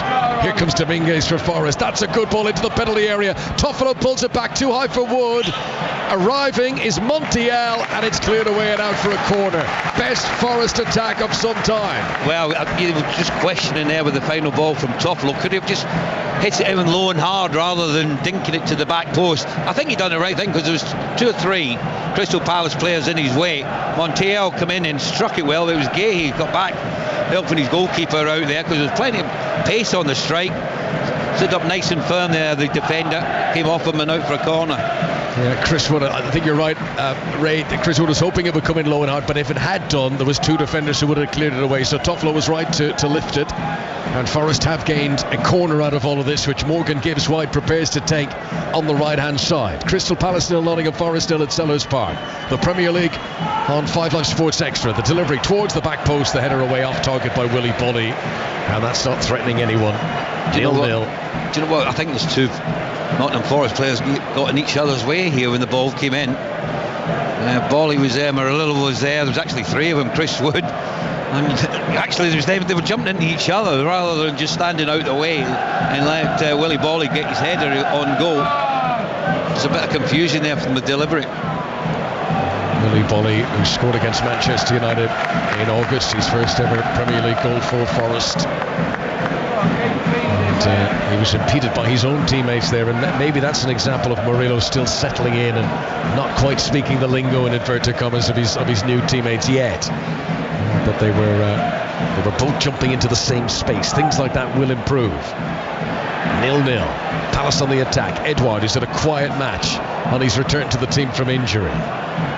Jesu Raksaki, edge of the penalty area, right hand side, into Hudson Edouard once again.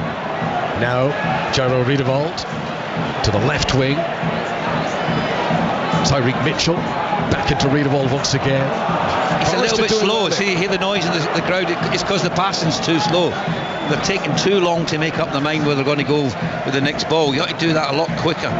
Mateta waits patiently inside the penalty areas. Palace send it from one side to the other and back again.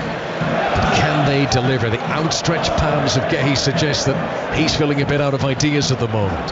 Here's Nathaniel Klein on the right hand side. Back to Joachim Andersen, back to the goalkeeper. Look where they've gone. You know, they've had good possession on the halfway line, and they've gone all the way back to their own goalkeeper inside the 18-yard box. Now, chance for Mitchell to go forward. Picks out a pass to Edouard. Now Mateta must score. Oh, he's put it wide. 12 yards out, right beside the penalty spot. The goal at his mercy. Roy Hodgson needed that to go in. It flashes wide to the right hand side. Well, that came from the goalkeeper playing the ball out to Mitchell. He comes in field and he picks out a lovely pass. This is a wonderful ball. It's a forward pass. He picks out Edouard. He's played it into the path of Mateta. Do you know what? I think he's just lost his footing. That's a golden opportunity. It's like he allows it run past his body and then he is stretching a little bit. But it should have been laid on a plate. Yeah, he should have got onto it a lot quicker than he did. You know, that's, to me, a player who's lacking a bit of confidence and maybe a bit of fitness as well. What a warning sign that is for Nottingham Forest, who've been on top for much of this game. But Palace should have scored there. That was the first forward pass I've seen from a Crystal Palace player.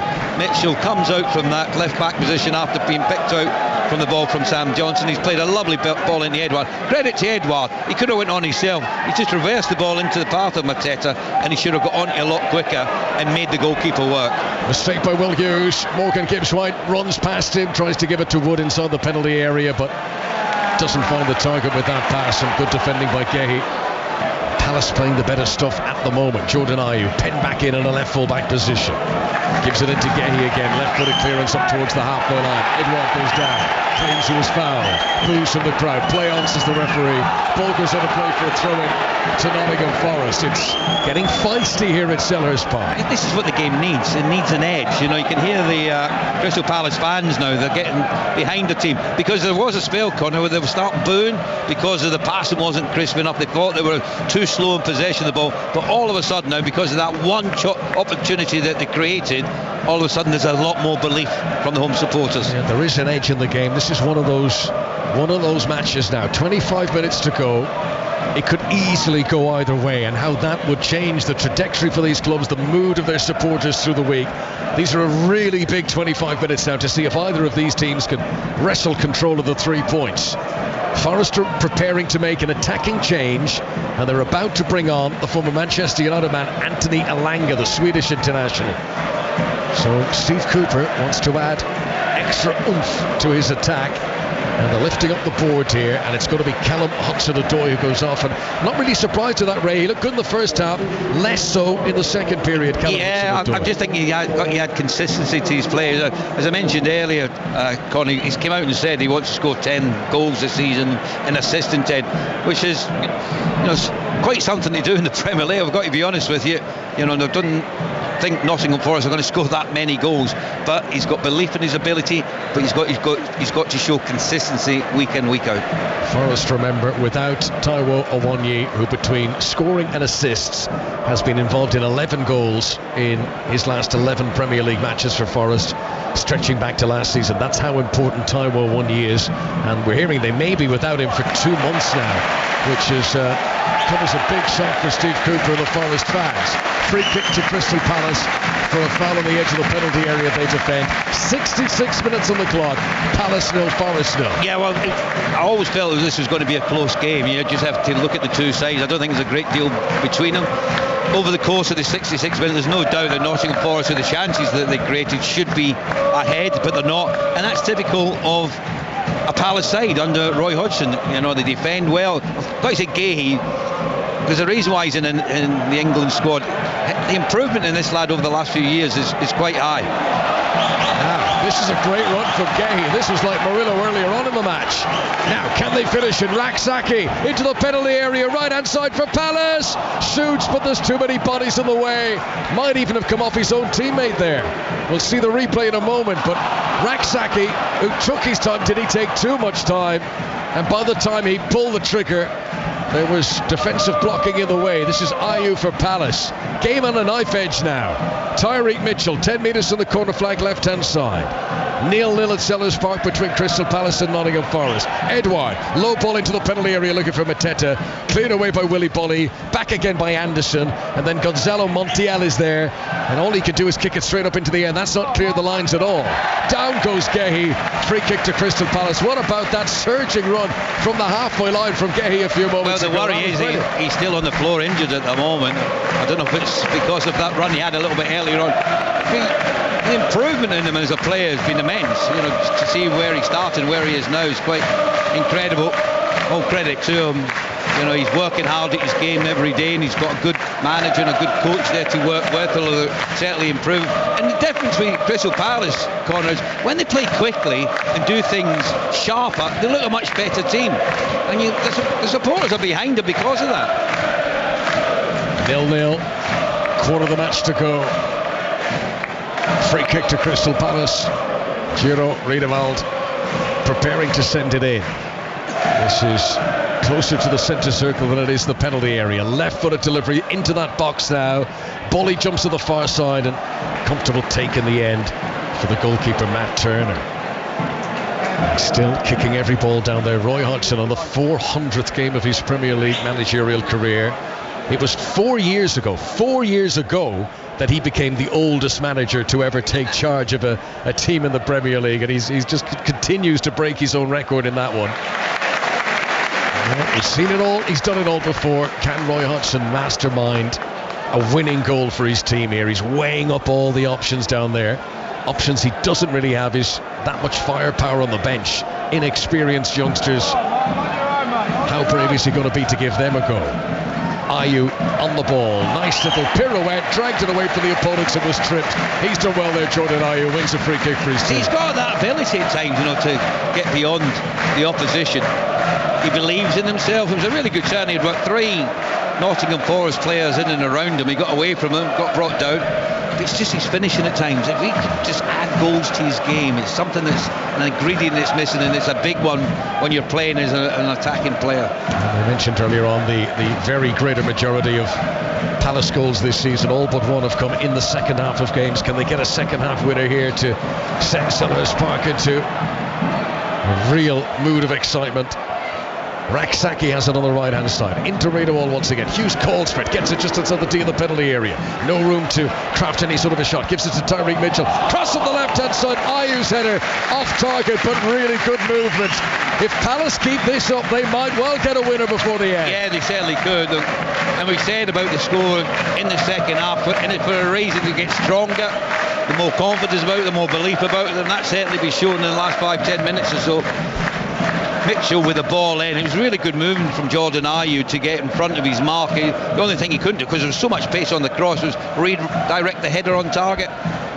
Crystal Palace looking for back-to-back wins in the Premier League, something that they've not achieved since Roy Hodgson's first 3 games back at the club last season, but he returned after Patrick Vieira's dismissal.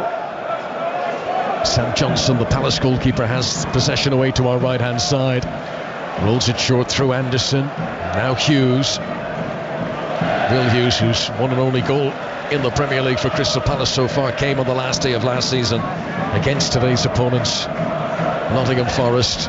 We've had some really close chances in this game. It's one of those, it's going to look brilliant on the highlights reel on Match of the Day tonight, because there's been good goal-mouth action. However, 0-0 it remains. Bolly clears away.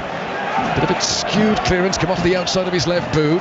Raksaki clicks it for Crystal Palace. Mateta, I think, was trying to dummy that and intentionally leave it for Hudson-Edouard, but the defenders weren't buying it. And here for the first time we see Anthony Elanga away, just stretching his legs down the left-hand side. Nathaniel Klein, who a little bit like Riedewald has got to be feeling a bit rusty, but he did very well there, Klein, to get back and keep up with a much younger opponent in Elanga and to make the challenge. Here's Dominguez for Forest, midway inside the Crystal Palace half. Referee waves play on. There might have been a foul, but Forest still have possession. Gibbs White cuts one back cleverly, but it's not received by Sangare. He was looking up for options and he didn't do the simple thing, which was to control the ball. Palace come away down the other end.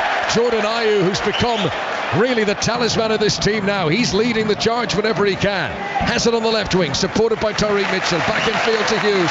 The Selhurst Park crowd beginning to feel that the tide is turning here, giving warm applause of encouragement to their team. But can Roy Hodgson's side turn this into a goal? 72 minutes now on the clock. Edouard turns 10 yards outside the penalty area, rolls it into Mateta. He tries to return it. Saki was on the far post, but it wouldn't sit up for him. Palace trying to keep this move alive, but it breaks down, and Langer with a touch, and now cleared away by Dominguez. Forrest are making hard work of clearing their lines, though, as Riedewald gets it back again. Raksaki again in the penalty area, another cross in. Forrest under a lot of pressure now. Montiel is the player who clears it away. 0-0 at Selhurst Park and Sports Extra. Tyreek Mitchell attacks down the left hand side, gets to the edge of the penalty area. Ayew fancies it, drills a shot, bounces awkwardly in front of Turner, but the American keeper makes the save. That's a good passage of play from Crystal Palace. Absolutely huge. It should do so much for the confidence on the pitch at the moment, and then there's key players that are coming to the fore, Jordan Ayew being one. But I was saying earlier that they've not been playing into the strikers. In the last 5 minutes they've played more forward passes into Mateta, into Edouard, and they're getting joy from it, and that's what they should be looking more to do. And if they do that, they will create more chances, there's no question about it. But the goalkeeper done well there, Matt Turner. The strike was right at him, but the difficulty caught, the ball bounced just in front of him. So it's one of them occasions the keeper, and we've seen some this season that have been spilling it, the keeper had to keep his eye on it all the way. Right, no great surprise here that Jairo Riedewald has gone down nursing a problem. It's his first Premier League start, as we've said a few times, since August 2021, so he was never going to be likely to see through the full 90 minutes here. I mean, to his credit, he's run himself into the crowd, he's given it everything, but they're now giving treatment to him, and players from both teams come across for little impromptu team talks with their coach. But the problem with Riedewald at the moment, they should have realised that for being out for that length of time, even, and I'll come back to, you can train as much as you want, Connor, I've seen players do it, it doesn't get you ready for a match day and playing in a game of this intensity. Training can't do that for you, and he just struggled a little bit. But it's whether Roy Hodgson looks at his bench and thinks, is there a youngster I've got to bring in? At this stage he'd be loath to do that. They've got to bring on Chris Richards, the USA international defender. So it's a midfielder going off and a defender coming on, so we'll see how this all settles.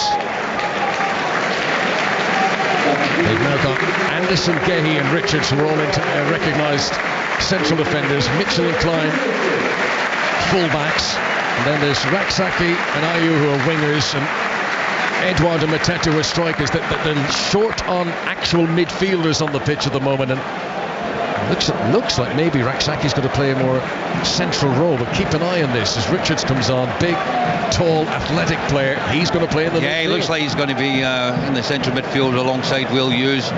Maybe he'll play the deep line role and free up Hughes a little bit more. Actually, Hughes has improved as the game's gone on. He's getting more involved in the build-up play. He's looking forward with his passes rather than backwards and square, and that's why it's been a much more productive period for Crystal Palace, and it looks like Steve Cooper is going to make some changes himself. Yeah, Ryan Yates is going to come on. His 6th Premier League appearance of the season. He takes over from Ibrahim Sangare in the midfield. Steve Cooper wants more energy in that area, and he's also going to change the striker. So Chris Wood, who started the game, makes way. 4 goals against Crystal Palace in the past. Not too many clear-cut opportunities tonight. And for the closing stages, a little bit of a hush around Selhurst Park because Divock Origi is coming on for Nottingham Forest, the man who knows how to score the big occasion, famous goals for Liverpool in the past. Could Divock Origi, who's never scored against Palace in his Liverpool days, could he get a winning goal here for Forest? Well, you never know how the game's going to develop in the next few minutes, but what you have seen is Steve Cooper acting on what he's seen, and that is, I think his midfielders have just looked a little bit jaded recently. They've not been dominating that area of the field, so he's just changed Sangare going off and Yates coming on, and Yates, as you said, I'll give you a little bit more going forward, I think. So here come Nottingham Forest playing from left to right as we look down. Montiel, the right back, infield to Dominguez, nice back heel to Morgan Gibbs-White, and they keep it moving through Toffolo and now on to Elanga on the left wing. Good ball into the penalty area. Dominguez gets onto it. Anderson is across to close him down. Dominguez holds onto the ball, but he's got to run back outside the box. Elanga to Toffolo. Left-footed delivery in, looking for Origi. Comes awkwardly off the knee of Mark Gahey. And then down goes Dominguez, having collided with Anderson in the penalty area. Vieira will have a look at that in the background. Hughes with a header, sits up for Montiel, and it's touched away for a corner. That's the second flying half volley he's had in the game. He's got this little kung fu action that he jumps in the air as he kicks it. Great technique. Johnson with one of his best saves of the match. Well, I actually think it was the defender Anderson has took it over the top of the crossbar. As he took it in there, you see Anderson coming back there, just stuck out his left boot, which took it over the top of the goal. I think the keeper might have saved it anyway, but the defender got back there to see the danger, to take it out for a corner. Great technique though from Montiel. Yeah, you're dead right. It was a very good defensive block by Anderson. It nearly could have got into the roof of his own net. Corner to Nottingham Forest. This game in which the ascendancy has swung at various stages. They've both had periods on top. 0-0. 12 minutes to play. Gibbs-White, reeling swinger too close to the goalkeeper. Easily enough dealt with by Sam Johnson. Any touch ahead of him though, he'd have been in trouble. Bowls it out low to Jordan Ayew, midway inside his own half. Palace playing from right to left as we look down. Tyreek Mitchell gives it back into Gahey. Richards, who's coming to the midfield, who is a former Bayern Munich player, played the international break for USA last month. Hasn't played much since joining Palace over a year ago in the Premier League. He's had his injuries. This is Anderson on the right hand side of the defence. Gives it to Gahey. The longer this stays at 0-0, the more tension fills the air at Selhurst Park. Anderson to the right hand side to Nathaniel Klein. Good pressure from Elanga forces Klein to retreat all the way back to the goalkeeper once again. Do you think both managers would be happy with a point? Oh, it's difficult, isn't it? It's at different stages of the game you'll get different answers to that, and I almost feel the answer right now might be different to the one at 90 minutes. I mean, the chances Forest have had. Steve Cooper's got to think his team could have won this. This is Gahey again. Good pressure from Divock Origi. Now Edouard. Good tackle. Mangala where he needed to be, but Ayew gets it back for Palace. Another challenge by Mangala. Referee says that was a foul. Free kick to Crystal Palace midway inside their opponent's half. Yeah, well, once again there it's Jordan Ayew, wasn't it, who's shown his strength in possession of the ball. Really hard to knock off it. Just gets his low centre of gravity, backs into the player, takes it away from him. Mangala was committed to the challenge, gave away the free kick, and this is where you just need that bit of quality. Will Hughes is going to take it with his left foot. Anderson's up there, Mateta's up there, Edouard. I mentioned all the creative players that Palace are missing at the moment. Can someone step up instead? Ball played into the penalty area. Bolly's header went backwards, put the goalkeeper under pressure, but a good punch away by Matt Turner. That was excellent to relieve pressure from a tricky situation. Palace come again. Tyreek Mitchell out to the right hand side. Anderson heads it into the middle. Bolly's header down is not away. Ayew has it inside the penalty area. Forest defence have to be careful here. Low ball hits the boot of Bolly and ricochets out for a corner. Corner to Crystal Palace, who are hoping for a big finish now as we move into the final 10 minutes of the game. Yeah, they're the ones that just get a bit of pressure on the back line of Nottingham Forest, getting numbers forward. You can see that Anderson stayed forward from the initial free kick. Mitchell with a crossfield ball to pick him out. He heads it back into the danger zone. Shot came in, but there was Bolly. Big and strong, the defender. This corner kick's going to be taken by Will Hughes. Left-footed. Bolly clears away. Then a follow-up return by Nathaniel Klein. Klein, who's not scored since returning to Crystal Palace. And he wasn't threatening there. He was unmarked at the edge of the penalty area, but he didn't have composure. It was really a shot from a player who wasn't expecting it. Yeah, I mean, he's leaning back. He's hit it with the side of his foot rather than going through the laces, which would have got generating more power and probably kept it down. But as soon as you lean back, you're going to get height, you're going to get elevation to take it over the bar. But you know, the initial ball that came in was a really good ball, and there was a lot of confusion at the back post there. But none of the Crystal Palace players acted on it, and it was Willie Bolly once again, and that's twice in quick succession that these cleared the danger for that Nottingham Forest back line. Forest have only had one win in their last 14 Premier League away games. Steve Cooper might well feel that they've done enough to get more than just 1 point here, but this has been the problem for them. Crystal Palace, then they don't have a good record against Nottingham Forest. One win in the last 11 league games against this opponent, cancelling each other out to this stage. Steve Cooper prepares to make another change, and he's about to introduce a very familiar face around these parts. Cheku Kouyaté will come on against his old team. What sort of reception do you think you'll get? You would imagine warm enough. Let's see. He was a popular figure in his time here. Let's see what this response is in these circumstances. He's only started one Premier League game since the World Cup. Cheku Kouyaté, he was away with Senegal. Come on as a sub. Plenty of the games this season. And it will be Oriol Mangala who makes way, hobbling off the pitch. Here's the reaction for Kouyaté. Yeah, it was fine. They were giving him applause as he came on. Yeah, well, not negative. Yeah, here we go. They're recognising it now, and there's applause around the stadium. That is nice to see for it should be. You know, if you've got a player who came to the club, worked hard, gave his all, game in, game out. Then, for whatever reason, he moves on to another club. I think you should always appreciate what they did for you as a football club. Cheku Kouyaté, who has scored one goal since joining Nottingham Forest. It came last September against Bournemouth. It's been his only Premier League goal in 3 years. He's more of a creator of them for others rather than a finisher himself. He's sitting in where Mangala was playing, in front of the two central defenders, Bolly and Murillo. Palace, who have looked more threatening in this second period, quite likely to test this Forest defence again in the last 7 minutes plus stoppages. Well, we've not seen a great deal of Murillo coming forward with the ball. I mean, in the first half he was really prevalent, wasn't he? Done a lot of good things, created the chances, nearly scored himself. Here's Mateta getting in ahead of Murillo. Brilliant defending. I mean, we've been praising him tonight, but that is class. He just stood his ground. He strongly took it away from Mateta and dribbled clear. Then there's a foul on Gehi, and the referee is reaching for the card here. I think it's Yates, isn't it? Yates, only recently on as a substitute, is shown yellow for a tackle. I'd like to see that again. I mean, I just thought it was two fully committed players going for the ball. We'll see again. So initially, Gehi takes it off of Origi. He won the ball. He won the ball initially. I'm not sure even with the follow through caught him. He's holding his knee and his ankle. Just as how he wins it. You can see with the way the ball went forward. That's where Yates came in, and that's why he was complaining to the referee. He felt that it was a perfectly good tackle. Yeah, we've just seen a close-up of the face of Ryan Yates, and you don't need to be an expert lip reader to see. He's saying to the referee, it was a beautiful tackle. I won the ball. Yes. Right, 0-0. If there's going to be a winning goal in this match, it's going to be a late one. Selhurst Park, no one heading towards the exits. Everyone believing there's late drama to be had here. Morgan Gibbs won a ball outside of the right boot. Elanga's first touch takes momentum away and backwards. That was a chance to bring it on into the penalty area and have a shot.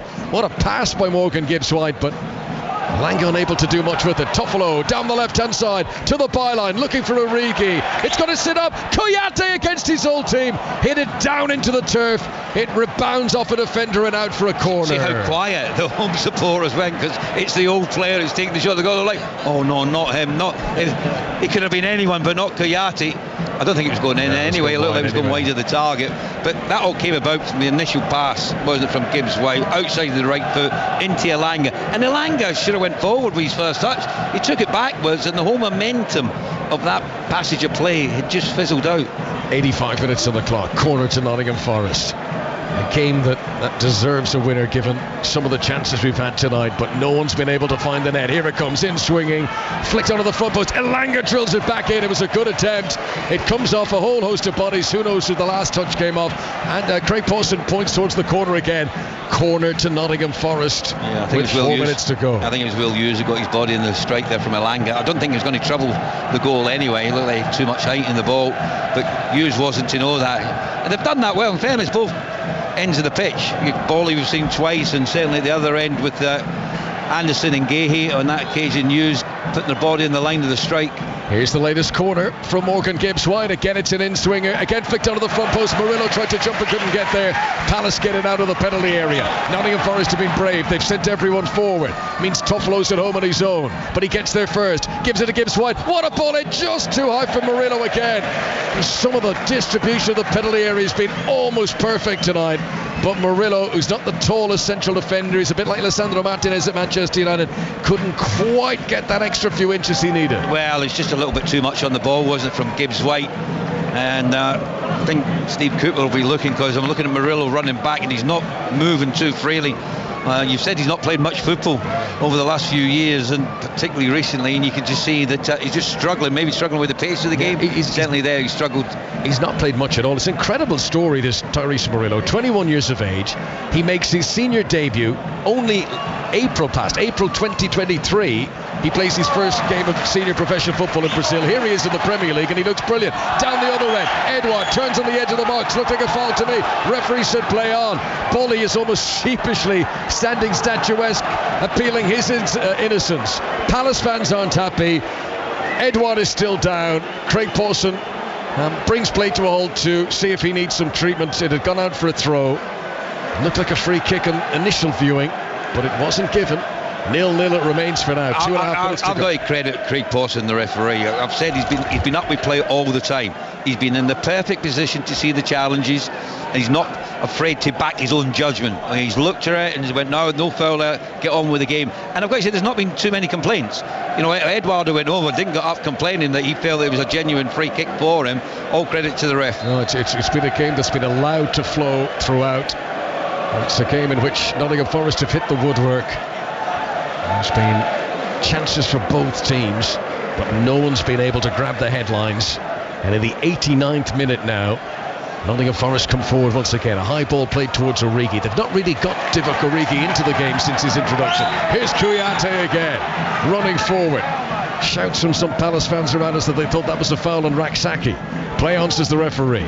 This is Dominguez, nice touch. Him and Gibbs-White have combined expertly there. 3 1-2s in a row, and now Dominguez shoots and Johnson palms it away. What a good shot that was. And then when Elanga picked it up, he was in an offside position. Sam Johnson's made some good saves tonight. That was a shot destined for the bottom corner from Nicolas Dominguez. Oh, what a save this is. Great play though, isn't it? Little 1-2s between Gibbs-White and Dominguez. He eventually gets it on that left-hand side as he takes the strike on from the corner on the angle. And the keeper didn't see it till late, Sam Johnson, but he got a good right hand to it. And to keep it out, to keep the scoreline at 0-0. Lovely technique from him and an excellent save. That would have been special. Nicolas Dominguez, who scored his first goal for Forest last weekend against Brentford. Here he is playing the ball forward down the right wing, and Gibbs-White has got there ahead of Gehin. He's in around the back into the penalty area, crossing from the right hand side. It's behind Divock Origi and Elanga. Yates will scamper out to keep it alive on the left hand side. Can Forest force the late winner away from home here at Selhurst Park? Checo Kouyaté to the near touchline to the Argentinian Gonzalo Montiel, who's had 2 good shots of his own in the game. Another good one too to the byline. A little bit of a tired delivery on the cross, but an unsettled defence doesn't deal with it. Mitchell puts it out for a corner. They're rocking at the moment defensively, aren't they, Crystal Palace? There's huge legs and bodies out there at the moment. You can see the tiredness in the Palace players. But I tell you what, I think Gibbs-White's done brilliant, but both Elanga and Origi made the same run. Not one of them pulled out. Both of them run to the near post, so there's no space to do it because there were so many Palace players in that vicinity. All it needed was one of them to pull out to the penalty spot, and that would have been the chance. We're into stoppage time. 5 minutes to be added on. 5 minutes to go and grab a winner. Morgan Gibbs-White, short run up to the corner, plays it in. Johnson punches. Hooked away by Raksaki, not very far though. Forest come again. There's 2 players down holding their heads in the 6-yard box, and the referee is obliged for the head injuries to bring play to a halt just as Morgan Gibbs-White was about to cross it in. I think it's Bolly and Anderson, isn't it, in the box there? I mean, I thought there was another. That was a better corner kick into a good area. You can see the pushing and shoving going on. He's actually the goalkeeper that came out. Johnson just got a fist on it, but there's so many bodies in and around him. They all collided, and that's why Anderson went to ground. Bolly's down at the moment. He looks like he's got a bit of cramp. So as it stands in the Premier League, Crystal Palace would be in 9th position tonight. Nottingham Forest in 13th on 9 points. Still so much noise from the home Crystal Palace supporters. Plenty has been given throughout the course of the game by the travelling Nottingham Forest fans too. Two teams who've gone at it hammer and tongs but haven't been able to break the deadlock. Murillo's amazing run from the halfway line. His ball over the top that Morgan Gibbs-White cracked onto the post. Some really close moments to goals of the game. Saves by Sam Johnson. I'm just trying to think who should have the ball here, because the ball's gone out and the referee stopped it for a head injury to two players. Yeah, and Forest were in possession, so it'll restart with an uncontested drop ball. Edwards trying to contest it, the referee's forcing him away. That's about as contested as you're going to get these days, as Forest do get possession, but back into their own half to be sure. So we're deep into stoppages now. Toffolo comes down the left-hand side, cuts it back for Ryan Yates. He encourages Montiel to come forward. Montiel, who's needed no encouragement because he loves to scamper up from right back. Edwards touches poor, drones all over Sellers Park as he gave it away. And then Richards slides in with Yates, and Forest do win back possession inside the centre circle with Cheku Kouyaté. Clock ticks on. Elanga in possession, 0-0 at Sellers Park. Yeah, you say at the moment Forest are finishing the stronger, wouldn't you? They're the ones that are doing the pressing, the ones that have got a bit of belief they might go on to win. It's Edward, the ball was played into him, he's not been on his game today. He really should have held on to it a bit better, as if he didn't know that he was going to be put under pressure. Yeah, the dominance of this match has been in waves. Palace, who started well the opening minutes, then Forest had a really good patch for a while. Palace coming good for most of the second half, but it's Forest who are finishing the better. Elanga, Divock Origi denied by Sam Johnson. Elanga didn't get a really firm touch on it. It nearly fell for Origi, but he was full stretch. The keeper got there first to clear away. It was just inches away, wasn't it? That through ball. Origi, I think, maybe reacted a little bit late. He wasn't anticipating that the ball was going to come to him. Elanga was in there. It was a lovely ball initially too. His touch was a little bit off there, Elanga. Eventually, when it came through to Origi, he didn't anticipate. It was a poor touch, wasn't it, from Elanga? That's why Origi was caught on his heels. But credit to the keeper, nice and brave down to the feet of Origi, because that could easily have been the opening goal and maybe the winning goal for Nottingham Forest. Yeah, poor touch from Elanga, but it nearly became an assist. Roars of foul throw from Crystal Palace fans as Gonzalo Montiel didn't seem to have the ball behind his neck as he threw it, and the referee was happy to allow it to continue. We have played almost 4 minutes of stoppages. There were 5 up on the board. There's not long to go here. Is this going to end up in a share of the spoils at Selhurst Park tonight? Highlights this evening, BBC One 10:30, match of the day, repeated in the morning, 7:35. Throw in for Nathaniel Klein, who's taking his time now, realising that Palace are the ones under pressure laid on, and there's no point in making life even more difficult for themselves. Palace's long injury list, certainly a factor in proceedings as well. Roy Hodgson's been limited in what he's been able to do to change things. Divock Origi touches it back. Here's Gibbs-White into the penalty area again, straight to Gehi. Gehi clears. Ayew tries to take it with him, and he's been fouled by Montiel. Free kick to Crystal Palace midway inside their own half. Clever from Ayew, isn't it? Because his team's been under a bit of pressure. Montiel got too tight onto him. As soon as he felt the contact, he went to ground. Always going to get a free kick in that situation. I don't think Palace are in any rush to push men forward. I think they'll be happy enough with the point that they've got. And it'll probably be a better point for Palace. Not because Nottingham Forest had more chances, but I just think when you look at the personnel that they were missing, they just struggle to even to fill their bench just with the youngsters. So all round they'll be happy enough with the 0-0 so far. Dominguez clears away for Nottingham Forest, all the way down the other end to the Palace goalkeeper Sam Johnson. Right, this could be last chance saloon. The 5 minutes are up. Anderson hoops it forward. Jumping is Mateta. He does win a flick on header, but all that does is send it through to the Forest goalkeeper Matt Turner. Now, how ambitious are Forest here? Turner thinks about bowling it out quickly, then takes his time. There can only be seconds remaining. Turner bowls it out low to the impressive Therese Murillo. Referee brings the whistle to his mouth, and that's that. So Roy Hodgson's 400th Premier League game of his managerial career ends in a share of the spoils. It is 3 draws in their last 4 games now for Nottingham Forest. They do look a better team than a year ago, but they still need that final cutting edge to put the ball in the net to turn these draws into wins. Yeah, absolutely. But Steve Cooper will be happy enough with the way that his team played, created the better chances. he'll be wondering why they didn't win this game. For Roy Hodgson, it's the injury list that he's got that he just can't compete with. His strength and depth isn't quite what he would want, but he'll be happy enough with the draw they've got. That's 3 clean sheets in a row for Crystal Palace. You know, the 0-0 with Fulham, the 1-0 win against Manchester United, and obviously the 0-0 again today. It is over a year and a half since they've last done this. 3 shutouts in a row. Roy Hodgson is making the best of what's available to him at the moment. And he'd a right mix there. Some aging players in the squad who haven't played for a while, some youngsters who are very raw and inexperienced, but he got a performance out which was sufficient to keep this game at 0-0. Both managers will feel that they might have won it, but a draw is how it ends up for now. Crystal Palace will travel to the northeast to play Newcastle next Saturday. That's at St James's Park. Then it's Tottenham at home, followed by Burnley away. They will hope that this injury list begins to ease during that run of games. For Forest, they host Luton next weekend. Then it's Liverpool away, followed by Aston Villa at home. So a lot of discussion down there, a lot of players who know each other. This is one of those that, you know, they will know the respect for each other in a moment like this, as teams realise they could have won it but they could have lost it. Yeah, absolutely. You know, Steve Cooper's out there with his players at the moment, and he'll be reassuring them. You know, because they're still coming together, they're still learning about each other's game. You know, there's been so many changes to this football club over the last 2 seasons, so many players leaving, so many players coming in. But I think he's got the makings of a good side here. I've got no worries at all about them staying in the division in what I've seen so far this season. He'll be happy enough, and I think there's more to come from this Nottingham Forest side. Palace are Palace. That's how they play. Solid at the back.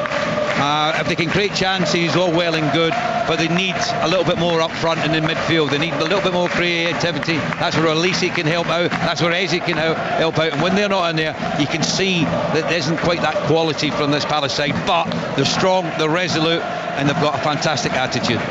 It feels significant that neither team feels particularly satisfied with the draw. They both wanted to win it. They both felt they could. They will hope to go one step better in the fixtures to come. An entertaining contest. No goals though at Selhurst Park. Crystal Palace will be 9th position on 12 points. Nottingham Forest in 13th position on 9 as they go into their games next weekend. Just a reminder of the scores from earlier on today. Tottenham went top of the Premier League, winning 1-0 away at Luton. Tomorrow Arsenal and Manchester City could either of those could leapfrog back over ahead of Spurs, but overnight tonight Tottenham are top of the pile, continuing what's been a great start for Ange Postecoglou. Burnley beaten at home again. Burnley won Chelsea 4. Much needed goals from Maurizio Pochettino there, given the way things have been progressing for Chelsea. Everton got a much needed win, putting 3 past Bournemouth at Goodison, and Fulham scored 3 as well, beating Sheffield United by 3-1 at Craven Cottage. Manchester United were 1-0 down at home to Brentford, but they turned it around. Scott McTominay with a key goal to win by 2-1. Highlights of all of that match of the day tonight on BBC One. But from Ray Houghton and myself, Conor McNamara at Selhurst Park, a very good night from us. It finishes Crystal Palace 0, Nottingham Forest 0.